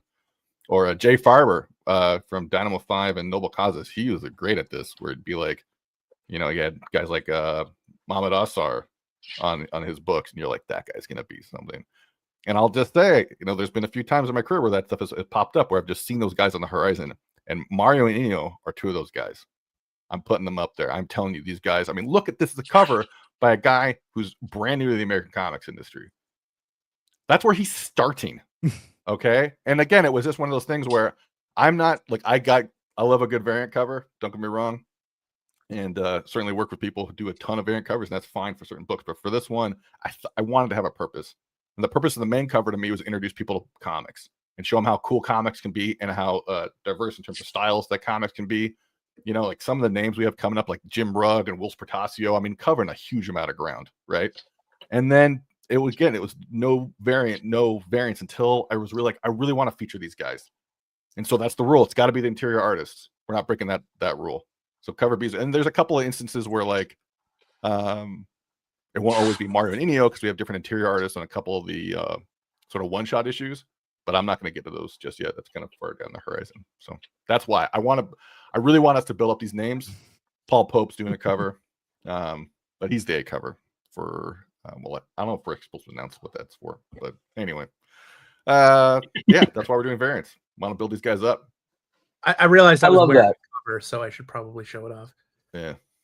Fred, the video we shot for FOC when you were wearing that shirt and you showed it off, and so when everybody approved it, like all the comments, like Jason and Deborah, like, yeah, do we get these shirts? Like, everybody's like, why don't we have these shirts? They're good shirts. You just go to Deadwood. You could have gotten them in October. Yeah. Yeah, I we hear were it's- giving I hear them. it's That worth was one going. thing. They had a cybersecurity conference that they always put on called Wild West Hacking Fest, and they gave away a bunch of Paul Pope shirts to everyone who attended. So it was getting comics out there in a whole different audience. It's pretty cool. Yeah, some of us had to go online and buy them secondarily and semi-illegally. And listen, I don't want Jason and the people Jason works with to come after me, so I didn't do that. Like, I have a copy of the Paul Pope cover, but I had to, pull some strings and talk to some people, Anyway, just because I love Paul Pope, and this is one of my favorite books going. So Right on. let's roll back slightly. Okay. First of all, when issue 1 came out, I challenged anyone who watched the experience. If you can beat me at the CTF, I will give you a prize, and no one has beat me yet. So I'm calling you all out again. Okay? Read The Future Is, play the CTF every month, and if you can score higher than me, I will send you something cool. I don't know what it is. I'll probably have to beg Adam to send me something that I could send them, but either way, we'll make it happen. But tell everybody what has happened in issue 1 or volume 1, like kind of an overarch, so that people know what they're jumping into when we get to the other thing that's on FOC this week. So, not to spoil anything that might be on FOC this week, but basically the first issue of The Future was over 100 pages long. It introduced readers to the team, to the Black Mountain team I was talking about before. From left to right, you see Wheeler and Sally and Martina and Eli and Arf and Art. If you kind of Jay's kind of arranged it like a question mark, right? But you get, and then the following arc after the initial first issue are basically done in ones describing each team member's origin and how Wheeler, here depicted by Mr. Pope, found and recruited each one. And then the climax, which was our first 2-parter from 7 to 8, 6 to 7, excuse me. This first 2-parter between 6 and 7 was their first sort of job they pulled together, which was going after the same evil mega corporation that had wronged all 5 of them. So I think that's vague enough that, and then issue 8, I guess we'll talk about in a sec. Yeah. So volume 1 is how the whole group coalesces and kind of comes together to beat the shared villain, the shared antagonist. Right. We move into issue 8, and what do we see? Kind of, how does that sort of transform without giving away what we're going to see in volume 2? Well, in volume 1, you see them going after bad actors on the moon, at posh ski resorts in the Andes. They're on offense, and then what's interesting, what's fun about the characters is, and just sort of showing you how kind of ductile the concept is starting in the arc that begins in issue 8, they go on defense, and they're protecting a medical institute from this sinister character, Lulz, who you've already seen on 2 covers already, one by Jay and one by Mario. And Lulz is a mysterious, is he a terrorist? Is he an extortionist? We're not really sure, but he's attacking a institute where a doctor is trying to get nonverbal kids who are nonverbal for a variety of reasons to talk. And for some reason, he's menacing these children, and Black Mountain gets involved to save them and trying to figure out who's attacking the institute, where they're attacking from, and why. So, Joel, I think maybe you can speak to this a little bit, but Recca is a division or a part of Black Hills Information Security, which in a big way in the real world of the United States and the world that we all live in sort of act like Black Mountain in the book. How has that, from an editorial standpoint, kind of taken what you've learned from these guys as you've worked with them and you've gone to Wild West Hack Fest and you've worked with Fred putting the story together. How has that all kind of come together and coalesced in the storytelling?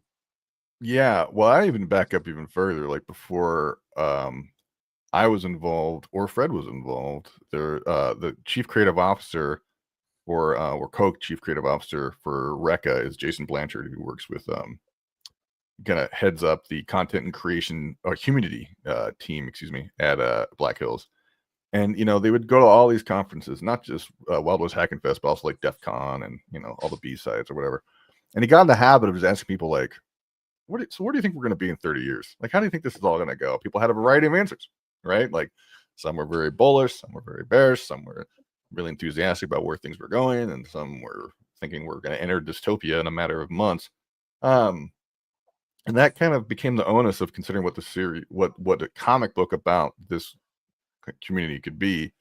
And that's why it's called The Future Is 6 characters. And it's interesting because everyone seems to have the same assumption of what those 6 characters mean, but it changes every single issue, and you can figure it out what it is. The crack the code challenges. There's also a narrative reason for it, but I don't want to get into that just yet because that's not coming for a while. Anyway, but I mean, yeah, they're really involved. Like the guy who runs or co-runs with his wife, Black Hills, he knows comics. I run everything by him, and like, he gets not just like here's how you can hack things in a better way. Although we do have a great hacking consultant, this guy Bo Bullock. He's also a great Magic Gathering player. What's that? He was a great musician too. He's a great musician. His band No Bandwidth is amazing, and they did a soundtrack for the first soundtrack. issue. But anyway, which you can buy on the Spearfish store right now. That's right. It's right now.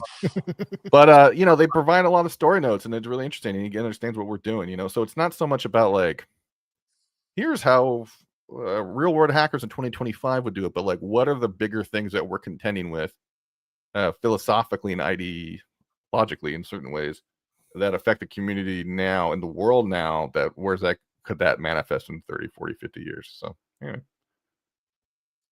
There you go. So when you're working with people who are legitimately scary, because they can do bad things to you with technology or good things to you with technology, which is what I love about this, right? Like, yeah. And that's what Black Mountain is they can do bad things to you with technology, or they can really help you with technology. When you're thinking narratively, Fred, this is, they've talked about this is 5 years. This is a 5-year plan, right? To put this book out. Like, was it 60 issues over 5 years? As you're sort of outlining and for like planning and story like arcing, however you work in terms of figuring out how do I tell a story over 60 issues. Do you find yourself trying to find new ways for people to be both good and bad with technology, like in your head? Like, how do you think about that stuff? And do you ever scare yourself? It's a good question. I don't know if I scare myself. I don't want to make it sound like I'm like fearless or something, but I guess I've been doing this for so long. I appreciate like what Jason is doing when he asks people where they think they'll be in 30 years. I'm more interested in what tells a good story. Like, I mean, what the difference between me and Black Hills is Black Hills tries to solve problems. I'm a dramatist. I create problems. That's, as Tolstoy said, happy people make for bad drama. So I'm basically looking for, scary shit, cutting edge shit. Jason, everybody at Black Hills has been great about providing me with, stuff speculating on the future. The main inspiration for this current storyline, the one with lulls, with you see the cover here called God's Heads, came from Adam Freeman, who we all know and love, and a podcast he and his family had really gotten into that was speculating about some interesting things. That's where the whole idea for this book comes from. And I was impressed. Bo is commenting on some other aspects of a future issue where we reveal the big secret. And he was like, that's really weird, but I really like it in so many words. I surprised the hacker guy, the hacker expert. So I was very happy about that. Yeah, that was a good one, dude. I was proud of you. And I've been reading a lot of like just general science books. Like a lot of this, this is too opaque to be a spoiler, but I'm reading a lot about the nervous system of plants and how plants relate to each other beyond, we often think of plants as not being, as good as we are because we have our nervous systems and our eyes and ears and all that stuff. But there's other things with nervous systems and they can somehow creep into our world. And I guess that is a little scary, or can be. So try to be nice to the plants, guys. Well, I totally agree there. So do you do more like science journal research reading for research than say like deep diving into some popular sci-fi or maybe iconic sci-fi from in prose or comics? Like that's an interesting take, but it also kind of makes sense for this specific project because it is kind of oriented in technological realness. Yeah, I mean, it's just I'm just kind of a sponge. Like I'm like human silly putty. You just kind of rub me on the world, and it all kind of comes off, And so it's just been a variety of stuff. Like one of the things, like for the first issue of is set on the moon, and the guys had me read. I'd never read Robert Heinlein before, so I read "The Moon Is a Harsh Mistress" by Robert Heinlein. That inspired a couple important things in that book. But I'm like, wow, Robert Heinlein really thinks he knows a lot about how to run a government based on computers. Okay, guy from the 1950s. But so I don't know. Yeah, so I guess I just think that you often run into a lot of the same stuff gets repeated over and over again in science fiction. So I'm not going to sit here and tell you that I avoid it, but that's why I like going straight to the source. And there's the guys have been giving me great ideas about the plant thing is one thing. Another issue had to do with they're actually building mushroom fibers to sort of try to substitute for a lot of building materials. So that became a big thing. You've heard of 3D printing. There's also advancements in things like printing on meat. We use that multiple times. That I find super terrifying and fascinating. So we're just kind of pulling everything everywhere, and it's a combination of stuff that people are either working on, stuff that came from science fiction, stuff that came from actual science. Like our opening scene is about them busting into a server farm that's literally on the bottom of the ocean to cool the servers, right? You hear a lot about how the servers that use cryptocurrency and AI and stuff is, they're sucking up all this water to do the cooling. And one of the solutions will be, why not just sink it in the bottom of the ocean if the water is that much of a problem? So that came from some random article that Adam stumbled across. So, I'm definitely writing wise, it's like gumbo. Just throw it all in the pot. I'll find a use for it.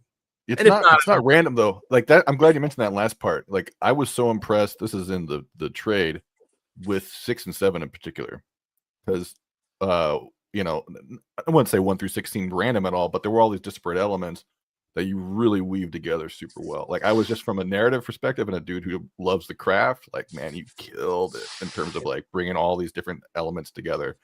Like there was one element. I mean, it's sort of vague here. It might be a little annoying, but Martina's husband. The way you weave that stuff back in, sure. I thought that was so cool because I thought that was done, and that's like one of my favorite magic tricks in comics. The thing you think is done that becomes a really important element later, like you're killing it. So, yeah, no, I've been describing Volume 1 as the beginning of Ocean's 11, like when they're showing you getting the team together and getting all of their different parts and what everybody does specifically and they're the best at. And then you get to issue 6 and you get to a certain point where it's like, oh, this is why you needed all of these people who do these specific. Right, and then in issue 7, it starts to pay off. And now I'm excited to read issue 8, where it's all sort of kind of turning on its head. And now instead of being the aggressors, they're the defenders. Right. One of the other things that I've really enjoyed is the different cover artists. There's been a murderer's row of cover artists on Volume 1, and I know that's going to continue. Are there some previews or some hints or some people you can tell us about that are coming in Volume 2? I'm really bad with just like knowing what's spoiled or not, or what it's okay or not. I'm just gonna go ahead and go for it. I'll give you guys a preview. Volume 2, Jay Lee. I got Marco Ferrari, who's doing a Gotham Academy right now. Juan Gideon from Venom and Jurassic League. Jim Rugg, Will Spertasio, and then Paul Pope. Those are the next. There's more that I've got lined up, but those are the guys for the next. That's a lineup, dude. Yeah, absolutely. I'm excited for the Will Sportasio. You think you told me that at Baltimore, and I'm like, oh, okay, sign me up, take my money. Yeah. So Do you all give them much direction when you bring on these big name sure. artists? You give them a brief. You say like, this is what's going on, and like I always try. I don't like, one of the best compliments I've received as an editor, I will say, and I really appreciate him saying this. It was nice to hear. Was the issue that we had Juan Gideon? He was with us at Wild West Hacking Fest, and he said, "Did you write this for me?" And I was like, "Well, what do you mean?" And he was like, "Yeah, it was just all stuff I love to do, and it was interesting." And like, I try to, and like, as an editor, one of the things I like is I don't like just throwing people on stuff.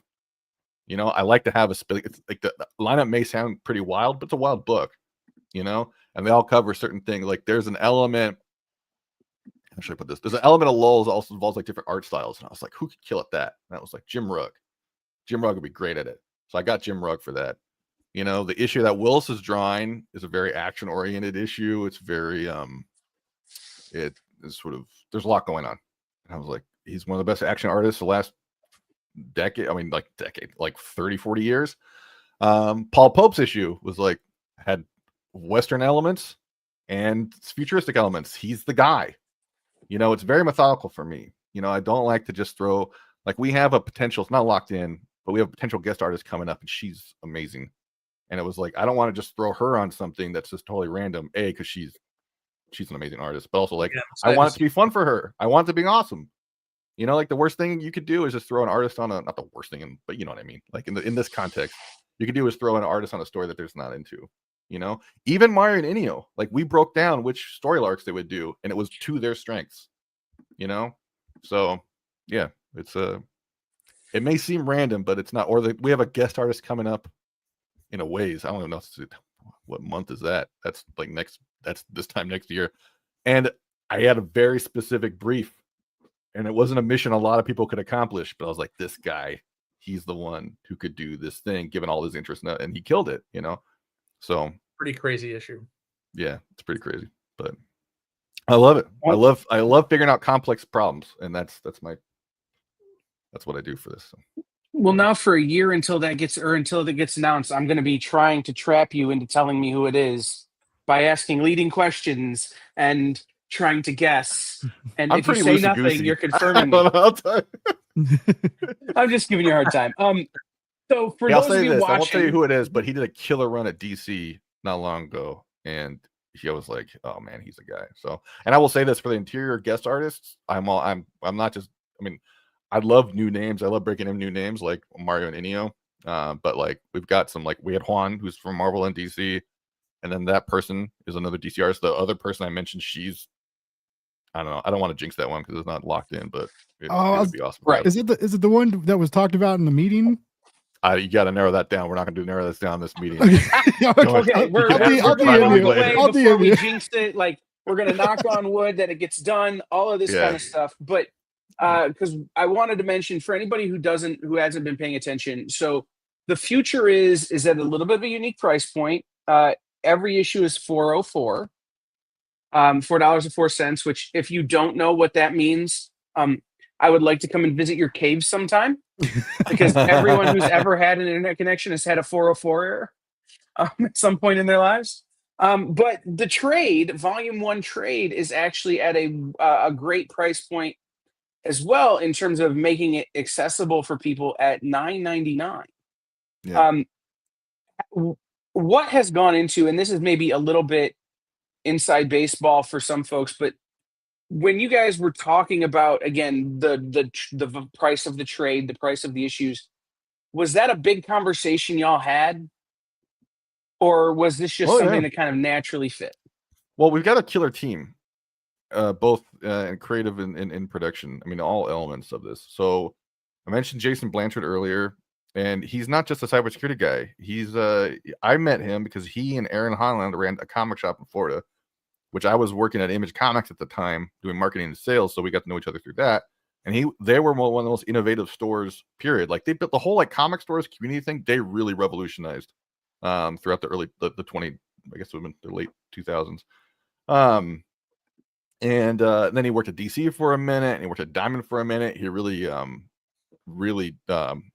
took Free Comic Book Day up a level. So like Jason knows comics. And then our just title on this, I guess, publisher Adam Freeman, he's also one of the best minds when it comes to sales. And like, how do you, like, his company Prana is Direct Market Solutions. How do you make a comic book and get it into the direct market and then get in front of people? And you know, they really take lead on that element. You know, like here's how to price it. You know, it's not just totally a random thing. I know it drives some retailers nuts that like the prices are 404, 1337 or whatever, but the community gets it and legitimizes it, and they want to come to your store now and they want to spend more money. Like I'll say this: we have a really Black Hills, I should say, has a really robust community of people. We polled them, and like 82% of them either like read comics or wants to read comics, whatever. So we're just educating. Here's where comics are now, and we're directing them to comic book stores specifically. So anyway, when you ask about the price point, why is it $9.99 and it's 288 pages at $9.99? It seems pretty generous. It's like, well, yeah, but the idea is in the long term is to get people buying this so they buy other things in your shop. You know, like we believe in like default aggressive abundance. We believe there's more than enough to go around, and like we want people, you know, going in and getting excited about Absolute, and we want them to get excited about whatever Image has got going on, or whatever Dynamite has going on, or whatever Oni. You know, Oni's got a great slate of books. It's like, let's bring these people who are interested in comics and get them to read the EC line or whatever. You know, is that different than a lot of people operate? Sure, whatever. But you know, one rule that we were given is you can't do everything the way you've done it before. And so, well, and hopefully at some point, the government starts making pennies again, so it's easier to make change for the 404 books. But until then, we're just going to round it up. Most states have tax, right? I mean, it balances out. You got it's going to be weird. I'm just going to round it up a penny in my shop. Anyway, there you go. So, guys, we're about out of time for the interview, but I wanted to give you both a chance. If you could just give a message to anybody out there who hasn't gone into their shop and picked up The Future Is, or any shops that are watching that isn't currently stocking The Future Is, what would that be? What would you tell people that this book is, and why this book is something that they should go into their shops and kind of demand is on the shelves? Well, I mean, I think what shop owners want, and hopefully I'm not speaking out of turn by saying this, is consistency, is having people coming in every week or every month. And we've made a commitment to 60 issues of fantastic science fiction adventure series. And I think based on everything we've seen, the reaction to it, we're delivering on that. So I think that we're all sick of things being relaunched at new number ones, you know, forever. But what's cool about this series is that it's not just collectible. It's not just consistent. It's you have a company that's committed to doing a long-term plan, and we're going to see it through. And so it's not only an awesome comic. I may be slightly biased, but I certainly believe that, largely because of my fantastic artists I've been working with. But it's something, you know, that's going to be there every month until whatever 5 years from now is. Don't make me do math. 2030, right? 2030. There you go. Should be easier. Well said. Agreed with everything Fred says. I'll also add, like, you know, just narrative. A friend of mine said something that's really stuck with me a while ago. He said that the work of the early 21st century is all about how the world's going to drown us, and we really need work about how we're going to swim. And I was like, that's this book. Like, if you're freaked out about the future or the present, for that matter, like, here's a group of people who just say, no, we're gonna change the future. Yeah, we're not waiting. We're gonna define it for ourselves. And so, yeah, it's one of my favorite records ever written is "The Future Freaks Me Out," and The Future Is helps me to not freak out so much. So I like it. Like 100 times an issue, I'm like, I wish these people were real. They are, though. I mean, that's one thing about like that's really cool to hang out with the cybersecurity community. Like, you were talking about, the people like are kind of scary, and I can think of. I'm not gonna give their last names out for whatever, because I'm never sure who wants what out there. But you know, Bo, I've mentioned, This other guy we know is threat analyst, the guy Wade, one of the best social engineers on the planet. This woman Elise, who's also a killer comics fan. She loves all those comics. But anyway, like, yeah, they're capable of doing scary things, but they're working for they're good guys. You know what I mean? And like, there's a lot of that. And I love working with Black Hills for a lot of different reasons. Jason and Deb, Maddie, Katia, everyone there is awesome to work with. But it's because you get to see this on the front lines. Like there's a lot of good being done in the world, and we're not completely defenseless, and we're fighting real hard to build a better future. So yeah, my head didn't start off white, a little grayer, but I have some friends who are professional white hats, and these people do exist, and it's great to see a comic about them. I don't know why I put comic in quote, but it's great to see a story about I've been doing quotes them. a lot today. It's a trend. I have been doing quotes a lot today, but no, it's about and I know a lot of these people, so it's cool to see a comic about the real life superheroes that you maybe don't necessarily know, but they're keeping you from getting your bank robbed, and Speaking of, we just saw this in the news with Viz Media. Viz Media just is dealing with a digital attack. So I mean, like these are real problems that happen to regular people and also like corporations. Like, I mean, that's why I love the capture the flag. Sorry, I didn't mean to cut you off, but why I love the capture the flag challenges. I mean, yes, it's not like a gimmick, and it's a cool educational thing, but it's also like, no, here's how you defend yourself. You know, and here's how to train to be able to, so you don't get breached, you know, or if you have it breached, here's how you deal with it. You know what I mean? I think that's really cool, and I think it's really empowering for people. Mm-hmm. Absolutely. So, all right, guys, we were running out of time, so I'm going to throw it out there one more time. Anybody who reads The Future Is, who goes out and buys The Future Is, does the CTF, send me your scores, and if you beat me, I will send you a prize. This has been my sales pitch on this book since day one. If you can't find The Future Is #1, hit me up, Kyle@theexplive.com. I've got more. I will get you one. The Future is, again, one of the best books going right now that I don't think enough people are reading. And so I'm very excited to see volume 2 start. And again, anytime you can have a cover that looks like these covers, you win. So thank you, Fred. Thank you, Joe. Guys, where can they follow you? Where can people follow you? Where can they find you on social media? How can they support other work you're doing? I'm just this name you see on the screen, but one word everywhere.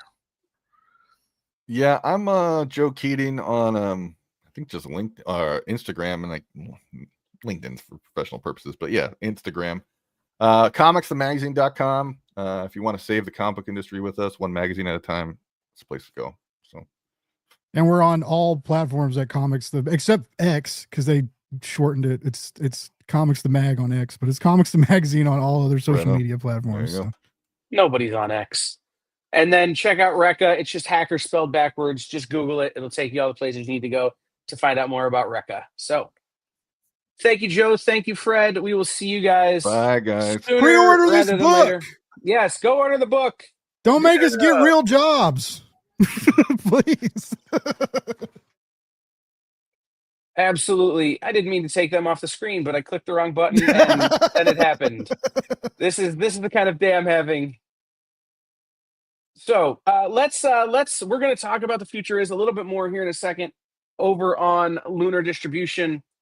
So Blake, why don't you and I head over to Lunar Distribution and start talking about the things that are available on FOC this week at Lunar. Well, I mean, we're starting big. I think this is one everybody's talking about right now. And I'm talking about healthy relationships.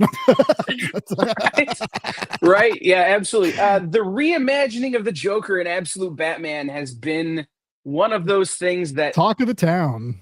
Yeah, for real. I couldn't picture this when I heard it was coming, and then it happened, and I went,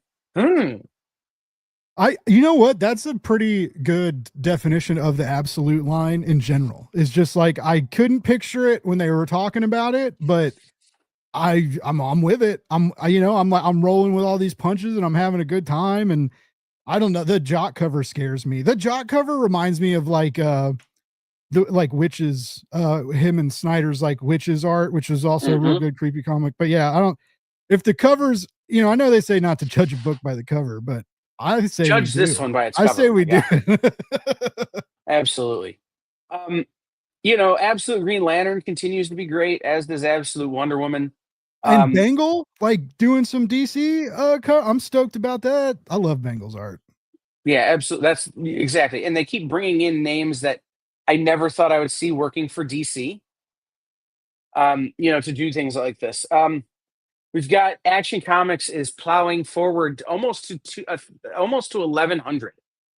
It's crazy. Think about it. By mid-year or by this time next year will be Action Comics 1100. I know why they don't do legacy numbering, but I wish they would, because I think these are cool milestones. When the numbers get this big, I know it's not a number one, but like buying issue 1093 of Action Comics, like that's cool. Maybe I'm in the minority there because it's sure not what their marketing teams say, but right. But I remember how many people were excited for Action Comics 1000. Yeah. Right. Four digits. Like it was a big deal. And I think it will be again when we hit 1100. So shout out to them for keeping that going. But we've got that beautiful Jorge Molina cover. We got more Bengal. Mm-hmm. And we'll be talking more about this book here in a few minutes. Adventure Time. This is one that we've talked about a lot with Oni Press. Adventure Time coming back, being a big thing from them. Is super fun. I'm going to talk about Archie's Christmas Spectacular. Matthias never would, but I'm gonna. Because we actually have two covers, a Dan DeCarlo retro art variant and the regular Dan Parent cover. And I'm going to talk about the Dan DeCarlo retro art variant.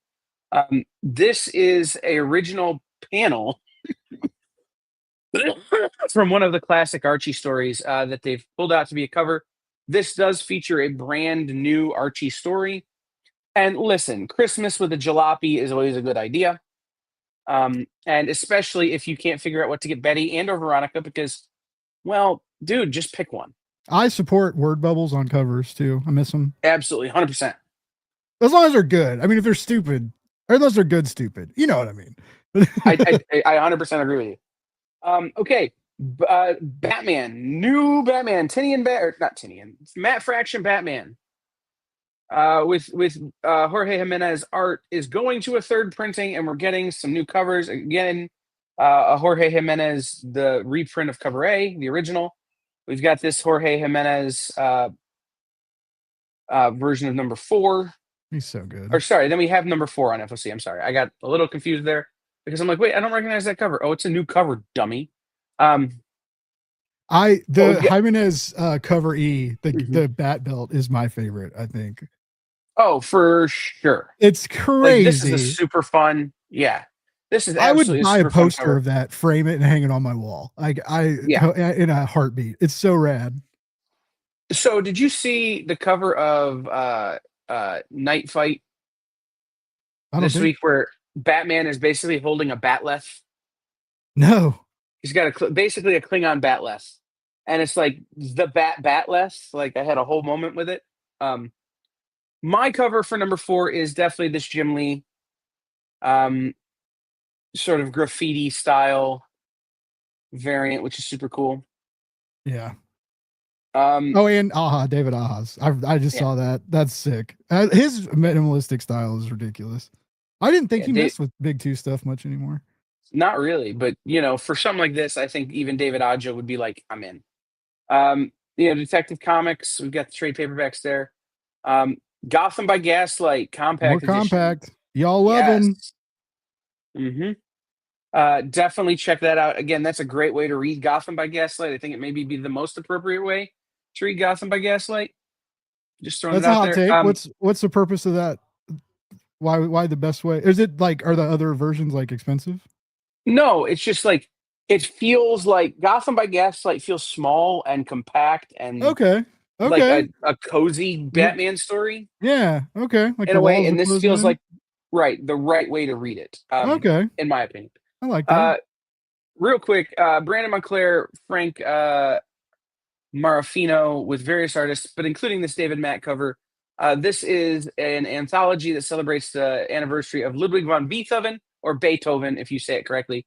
But I prefer the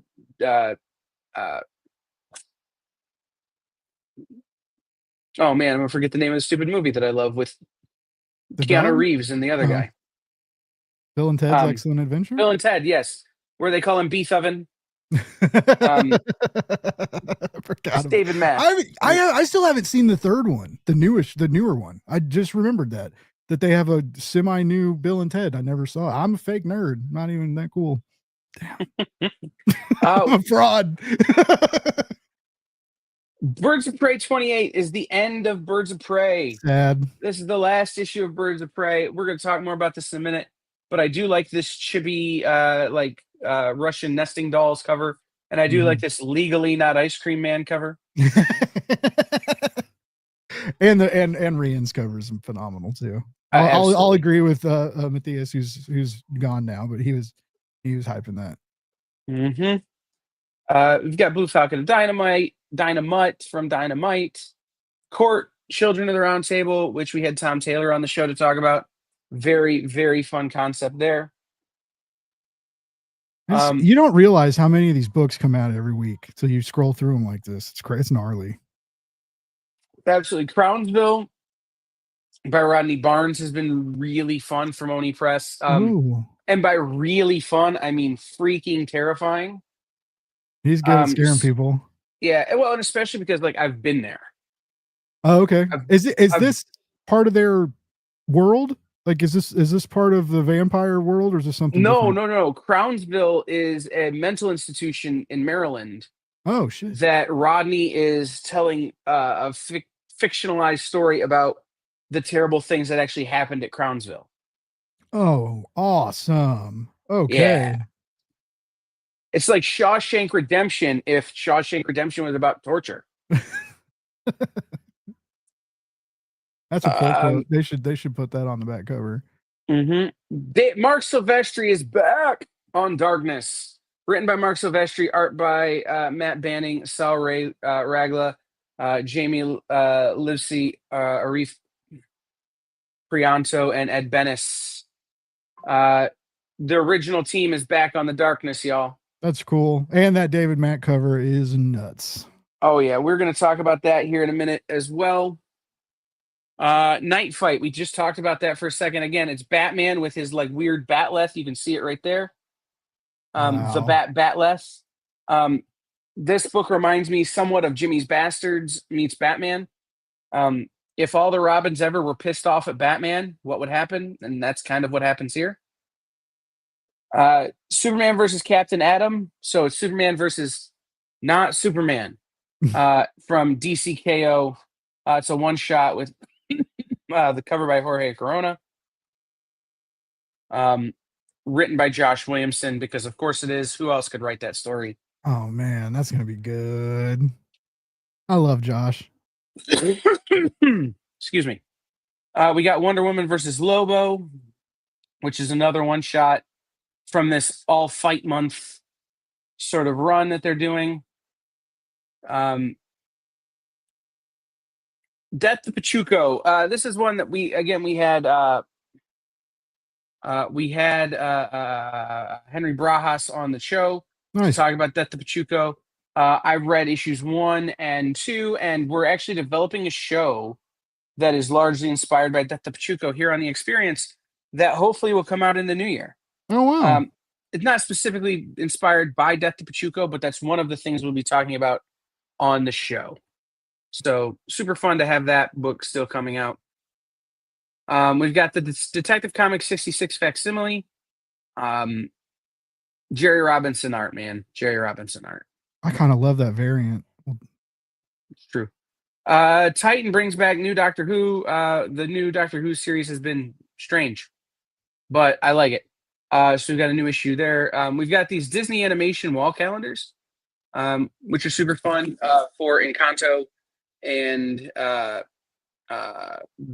classic Disney, and there's a couple of others actually that I've seen solicited that may be coming in future weeks. So check those out. Dread the Halls, man. This thing has won a bunch of awards, and we're into the 5th or 6th Dread the Halls now that comes out every year around this time. I love Maria Wolf. Yes. Yep, that Maria Wolf is just crazy good. But also the artists that work on this book, you might not know their names because maybe they're not the biggest here in the US, but they do killer work overseas.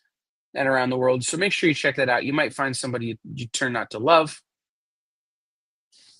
The End of the Dusk. The Dusk has been super fun as a Latino superhero from Amp Comics and Chispa. So make sure you check that one out. That'll be traded out soon, but you have all 4 issues. Wait, Chispa's with Amp Comics now? They have partnered to do. They were with Scott. Weren't they? Okay. I mean, it makes sense they're not with them anymore. Yeah, they've partnered to do The Dusk and a couple of other series there at Amp. Cool. EC's Cruel Universe continues to terrify everyone. This is Cruel Universe 2, number 5. It's Liam Sharp. I'm going to stop selling it. It's Liam Sharp. Five Nights at Freddy's. Free Planet, number 7. Free Planet is wrapping up its first story arc. Heard people, a lot of people talking about this one. Yeah, we had Aubrey Sitterson on the show to talk about number 1. This continues to be one of the most interesting stories. I'm not going to say one of my favorites because I say that a lot, but one of the most interesting stories because they found a way to include even the way you hold the book in the narrative storytelling. Huh. Yeah. So did he do Beef Bros? Is that I thought that was him, Aubrey. Okay. That was silly. Is it silly or is it more serious? What's kind of the vibe of Free Planet? Free Planet is about what happens if you were truly free, if there was no government. How would that freedom work? If you were so free that there was no one making laws, no one controlling anything, what would happen? Wow. And the group of people who are responsible for keeping things sort of in order.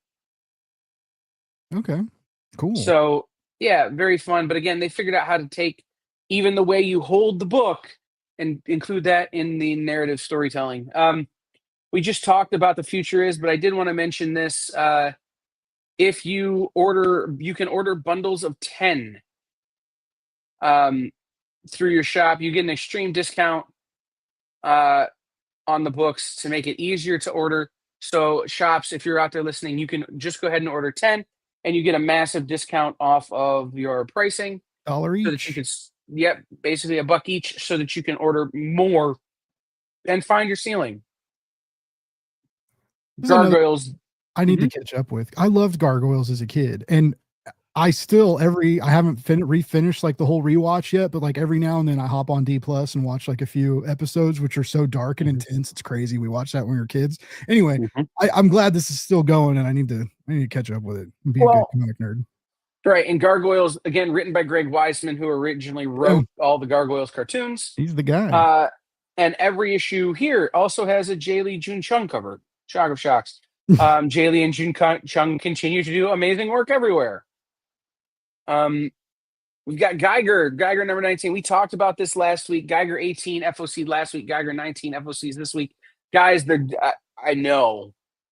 They know. It's cool. This is done so that we can get back. So that Ghost Machine can get back on the publication schedule after the delays that they had. So after this back-to-back FOC, things will be back on schedule, and so you won't have this back-to-back thing again with Geiger. So grumble, but at the end of the day, you get over it.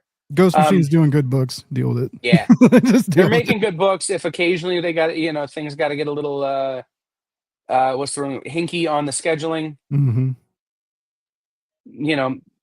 Worth it. All right. G.I. Joe, the Dreadnought War continues. Josh Williamson again with Tom Riley and Jordi Belair. The first issue of this I read yesterday. I know there's more to that. I know there's more of it out. I just haven't gotten to it yet. But I'm very excited to see where this goes. Like G.I. Joe number 1 or the first of the Dreadnought War? The first part of the Dreadnought War. Oh, okay. I was like, oh, dude, you got a world to catch up with. No. Like, I read like issue 12. Like, if you. And this is issue 15. The hype for Energon is real. Like, believe us, believe anybody. If you're like, oh, I'm reading G.I. Joe. If you're like, G.I. Joe's really not my jam, give it another shot. I did not think G.I. Joe or Transformers comics were my jam. I've been proven wrong month after month after month since this stuff launched. You got to check it out. Well, and that's why I'm behind. Is that G.I. Joe is not my jam, and I had read the first few issues and was like, "Yeah, I'm over it." And then somebody's like, "Hey, you need to pick up issue 12 or 13," and I did, and I'm like, "Oh, okay, I'm gonna read this part and maybe be back hooked." So very excited. We talked about this before the show. Giant Size Criminal. Why is Criminal in the G's? God knows. But this is Ed Brubaker and Sean Phillips doing a criminal Christmas story. Why is Santa yoked? Because that bag of tricks is heavy, man. Right? You got yoked Santa on the cover there of a 1 in 10. You have the J.H. Williams. Good, man. These covers are so good. 1 in 25. Hyped. All right. Absolutely. Heat Seeker exposed. Ooh. We're not going to talk about why that's exposed, but the Titan true crime stuff. That was a vegan cover. Well, I Hate Fairyland by Scotty Young, Derek Loffman. We also have the obviously Fork Fairyland covers as well. It's another book I gotta get on. Like, yeah, and then we have this incredible Scotty Young cover. That's so good. Yep, with the Youngblood team up. That I really dig. From Image, Matt Groom, Erica D. Urso, Inferno Girl, book 2. Inferno Girl was one of those that I almost missed when it originally came out. And then somebody's like, "Hey, have you read this?" And it's like, "Oh, it's Matt Groom who did Spider-Verse and Venomverse, and it's Erica from Immortal Legend Batman." I'm like, "Well, that's enough to sell me on it." And I read it. It was a really good kind of under the radar story about a non-traditional superhero. It ties into that superhero world, right? Is it Higgins? Is that who's doing it? I can't think of. I believe it does, yes. Okay. But I've only ever read that one, so don't know. Just kind of, we've got all this Junji Ito stuff. Listen, get it. These are pins. They're so cool of Junji Ito art. Okay, put this on your denim jacket and see if people bother you. Yeah. Lazarus. We're getting again more calendars and puzzles and train like stuff that Lego minifigure mystery sets that are becoming available through Lunar. That are more opportunities for your shop to have some of that touch point. What do they call that? As my brain goes blank, impulse buys. I'm surprised we're not seeing more of the. We always called them nativity calendars, but I was raised Catholic. You know what I'm talking about? Like I do. I haven't. I always like Lego usually does a cool one they've been doing them for Halloween now too. I thought we'd see more but of those I think a lot of those. I think a lot of those you are. I don't know that they're going to be through Lunar, right? You're going to have to get them through. Okay. Some of your book market distributors. All right, Dynamite's Lion King continues. Just can't wait to be king, baby. Right. The first one, like they spent a lot of time with the hyenas, and it turned me off. But this one has been fun because it's a lot more time with like pre the death of Simba's dad, whose name I can't remember. Okay, Mufasa. Mufasa, yeah. Sorry. My brain went blank there for a minute. Hellboy in Hell Artist Edition. That's probably going to be cool. This is the direct market cover. Again, remember these are giant books. They're $150. Yeah, but they are colossal hardcovers. That is in the size of the original art. These are advanced solicits, by the way, so these don't even come out until April of next year. Our Bloodstained Heart #1, Joni Hogg, Stepan Morayan, with art by Stepan Morayan. This is one of those Mad Cave books that I wasn't 100% sure they knew what they were jumping on. But this is a really cool kind of look at sort of an alternative reality where things are a lot more Soviet than they are now. Okay. But also, it's kind of got a ninja story to it as well. Yeah, it has like the That covers I kind of have like a Ronin vibe to it or something. Yeah, they've got kind of a ninja story that doesn't take place in a traditional where you would traditionally see a ninja story. Nice. Mad Cave's The Phantom continues with Freddie Williams Jr. Um, Poison Ivy. Shout out to EOM still getting DC work because I was working my old job. I worked with him. Like he was an artist a client used a lot, but so like a lot of not safe for work covers coming through with him, and we just always got excited when his covers came in, and so to see him start getting DC work is he's a good dude. He's a great artist, and it's cool. It's cool watching him level up like that. We had Jimmy Palmiotti on to talk about Pop Kills. This is Dave Johnson, Jimmy Palmiotti. With art by the cover by Allison Sampson, who's a friend of the channel. This is the Seasonal Flavors follow up to the original Pop Kill 3-issue series. Again, the Soda Wars have never been so bloody. It's a cool book. Rick and Morty's The End continues. This is sort of your favorite thing, right? Because it's a blind bag, but it's not a blind bag. They're just like randomly circulated variants, or they're doing something weird. I don't really understand it with the end, but it's like, yeah, I'm not 100% sure what this deal is either. Yeah, see, blind bagless variant, like what? It's weird. Right. It's totally a Rick and Morty. I think it's just a random. I think it's just like a random insert variant. So I don't love it. I don't hate it, but at the same time, out real quick, just because we both love everyone at Bink. If you go to Humble Bundle, there's a huge Rick and Morty bundle you can get right now. It's like $40, which is expensive for a Humble Bundle, but I think you get like everything Rick and Morty has done at Oni up to now. So like 150 something like issues. Anyway, a portion of that goes to Bink, which is an amazing organization, and also Kieran Gillen has an Image Humble Bundle up right now that also goes to Bink. So if you guys go to humblebundle.com, you can get some epic cheap comics and also support a really amazing organization that is like, they say like not all superheroes wear capes, right? That's everybody at Bink. They're amazing. Yeah, Miss Judy certainly is a superhero who doesn't wear a cape. All right. Rook Exodus number 9. We had Jason Fabak on a few weeks ago talking about this series when issue 8 came out. My favorites continue to be the mask variants. Danny, I know you're watching. Tell Cotton or whoever the hell you need to tell. I want masks. They're good. It's a beautiful cover. They don't do it all. I thought all the covers look like that. They don't do the No, masks. I want actual masks that I can put on and wear to conventions. You can put on. Okay, yeah, that'd be cool. Yeah, I want helmets. And they need to be in giant head size, okay? Like anyway. Skinbreaker continues to just blow the doors off. Robert Kirkman, David Finch. This is a book they've been working on a long time. Do you think he'll ever drop a not banger? Like everything he does, it just sells and does well, but it's also usually good. Like, it's not like his name carries him. We won't talk about the one book I would argue is not a banger from him. Okay. But 99% of them are. Okay.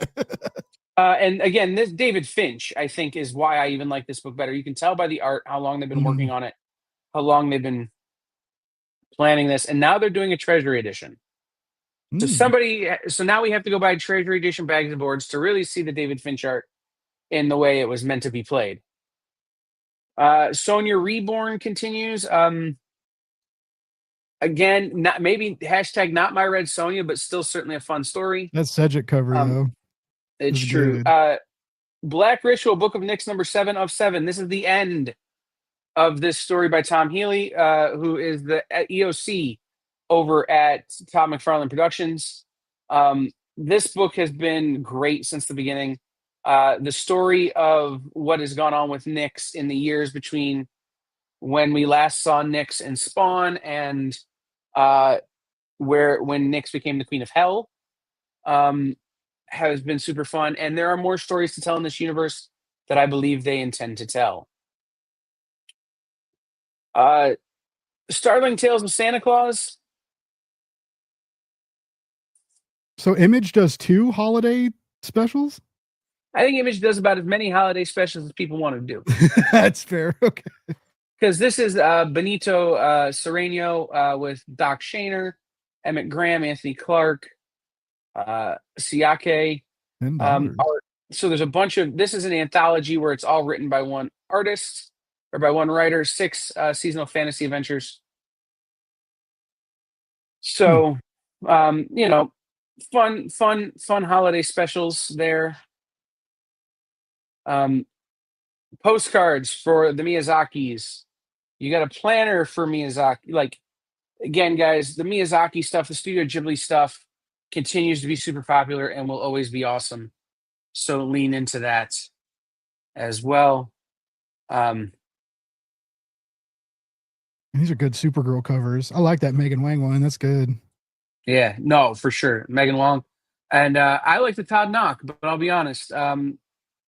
Anytime you put crypto, Yeah, if you put the best boy on a cover, super dogs, right? Any of the super dogs, like, I'm in. Supernatural, you know, give me more of the car and I'll be happy. But that book has been fun. Terminator Metal continues with a ton of covers. Did you see they're doing a Christmas special? The Yes. Terminator has a Christmas special too. I thought that was silly. He'll be back. Yeah. Yeah. Next year at this time. Only if you've been good and not naughty. Anyway, The Voice of Kill. I picked up 1 through 3 of this about 3 weeks ago and just read through it. I'm pissed I didn't pick it up when it started.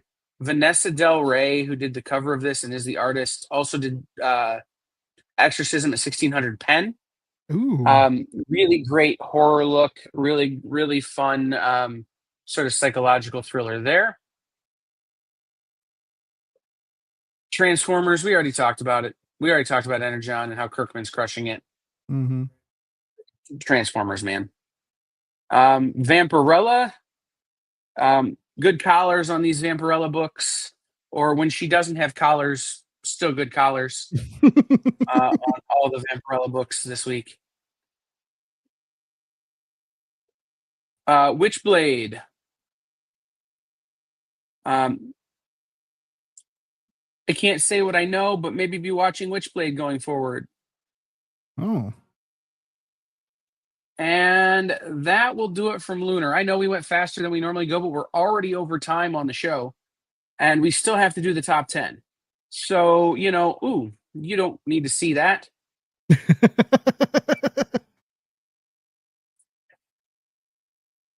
Anyhow, I've showed my DMs on accident on live streams before. It's okay. Let's do the top 10, shall we? Oh, I need to add Blake back in. There we go. Let's do the top 10. The honorable mention this week, Complete Labyrinth Coronation. Again, this is Matthias is the Labyrinth fan here. Hashtag not my Muppets, but I get it. And again, these have been out of print for so long. It's good to see them back in print. Number 10, Action Comics 1093, the Ryan Sook variant.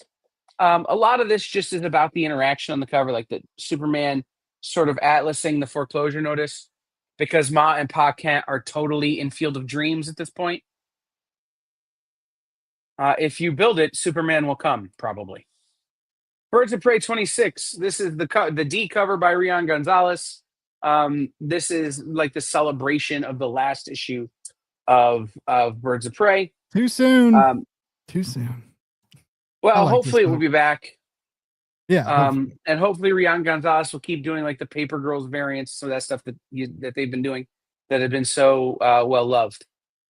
Planet She-Hulk number 2, Planet She-Hulk number 1 was so good. Stephanie Phillips crushing it, Ryan Cooter crushing it. This is the Paco Medina cover that is homaging the Todd McFarlane Wolverine, except that it's Ohana means Christmas. Or I'm going to cut you with my candy cane stitch. Again, this is a super fun homage. What does Wolverine have to do with Planet She-Hulk? We don't know yet. We'll find out. Number 7 is Black Cat. This is the Adam Hughes, homaging Adam Hughes cover. Again, the original version of this cover goes for mad money on the internet. And so this is a great homage. And again, listen, I'm not a creepy dude, but if you put Black Cat on the cover of your book, I'm gonna buy I'm it. gonna buy Okay. it. Yeah. Dread the Halls. This is the Luana Vecchio cover of Dread the Halls. Again, this keeps winning awards. This keeps doing so good. But Luana is also doing the interiors on this book. So the interiors are going to look a lot like the cover, which is going to be super awesome as well. Number 5, DCKO Wonder Woman versus Lobo. Because, yeah, do I really have to explain to you Lobo on the cover? But also Lobo, drawn by Dan Panosian, who's doing the best work of his career. Can do 30 no plus wrong years right in. now. Dan Right, is 30 so plus good. years in. Alien versus Captain America #2, the Mark Brooks face hugger variant. Face hugger cover. We want you again. I want Predator Bucky. That's all I'm saying. The Darkness, cover C by David Mack, comes in at the 3 spot. Mark Silvestri back on The Darkness. And David Mack drawing horns is always a good time. All right. So Mathias said this cover number 1. This is Batman #1, third printing by Nick Dragotta, where Nick Dragotta is homaging Nick Dragotta. The cover of Absolute Batman #1, but this is the third printing cover of Batman . Listen, I said to Mathias, it's okay. You can sit there in your wrongness and be wrong, because this is the coolest cover of the week. Absolute Batman #15, cover A by Nick Dragotta. This is the reimagined Joker, Demon Joker guy from the Absolute Universe on a Joker card. Nick Dragotta's on fire right now, and this book is super fun and has been super fun. And this reimagining, again, when I saw this reimagining of the Joker, I could not have imagined what it would be. When they told me they were going to reimagine the Joker, I couldn't figure it out. And now to see it, I'm blown away. And so I'm very excited for this cover. What was it? When was there the metal, one of the metal deals, when it was like there was like the dragon Joker? This kind of reminds me of that a little bit. Mm-hmm. Absolutely. But yeah, I'm hyped. This is gonna be crazy. Kaiju Joker. Yeah, like, absolutely. All right, that is our top 10 for this week. Mathias will be back next week. I will be back next week. Blake, tell everybody where they can follow you, how they can support you, where they can subscribe to your channel, all that kind of stuff. Blake's Buzz on YouTube every Wednesday night. I go live at 9 p.m. Eastern. Try and have cool Kickstarter folks on, talk about indie comics. We usually talk about comics for about 5 minutes and then tell weird stories, but it's fun. Yeah, Wednesday nights, 9 p.m. Try and do it every week. And you can find me Blake's Buzz anywhere, or yeah, pretty much if you look up Blake's Buzz, you can find me. I'm pretty easy to find. Cool. And then tune in on Tuesdays for Comic Industry Insiders Live, which Blake presses the buttons on, and sometimes I show up and run my mouth. I also produce Comic Industry Insiders Live, which airs Tuesday lives at 2 p.m. Eastern. Sometimes Kyle hangs out with us, and then Thursdays you get new like in-depth industry interviews. So yeah, you kind of get 2 episodes a week. It's pretty fun. Absolutely. And that show here is here on The Experience and a bunch of other places that you can find it. So just Google that one. Yep. All right, guys. PranaDM.com. Right. I am here on The Experience all the time. I will be back Sunday night at 4-ish, I think, depending on how much moving I get done and how snowy it is here. For the Producers Live sale, Jay and I will be here. He will be the Fay Ray to my King Kong this week. Tonight at 7, Nick will have the original art show where he'll be selling original art. He just sent me the original art and I didn't even look at it. And then Nancy will be here tonight at 9 o'clock Eastern for Friday Night Live for Comics Unlimited. Monday, Comic Collectibles from Dynamic Forces will be back, as well as Best Coast Comics with Bronze Age Nerd and Big B McFly, the comic guy. Then Tuesday, 5 o'clock Eastern. This is the new time. This is the new show, kind of. Welcome to Wonderland. It becomes Writing with Wonderland, a.k.a. Rich Davis from Wonderland Comics and Les Linden Gardner, who work together on a lot of books. We'll be creating 4-page comic stories for you live on the air.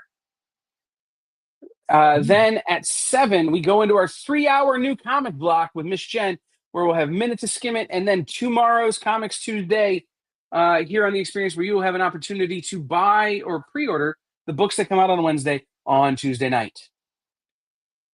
So that'll be super fun. And then following that will be the Hump Day Heroes from past, present, and future down in Florida. Castle and his crew will be here on Wednesday night at 8 Eastern as well. I need to figure that out. Anyway, so That's a lot of programming. no, Tuesday. Sorry, Tuesday. I messed that up. They're not here on Tuesday. Miss Jen is the only one here on Tuesday. Then I will be back Tuesday night with another Producer's Live Sale. Wednesday, we have Comic Collectibles and the Hump Day Heroes. Thursday, and Tuesday, we will also have Comic Industry Insiders Live at 2 o'clock. Then on Thursday, we'll have What's in the Box, the Geek Chat, Sketch Up with Mel and Mog. Friday, Matthias and I will be right back here, and we'll do all this all over again, where hopefully I will remember what day of the week it is and what shows are on what day. Thank you to Blake for having been here. I appreciate you jumping in and helping me end the show, helping me fill the show, man. Oh, it was Always a fun. good Thanks for time. having me. Appreciate you. Absolutely. Make sure you go follow Blake's channel and follow all the other things he does. Make sure you go to your local comic shop and order more comics. Okay? Like the future is volume 1 and number 8. Please Read more comics, everybody. See you next time.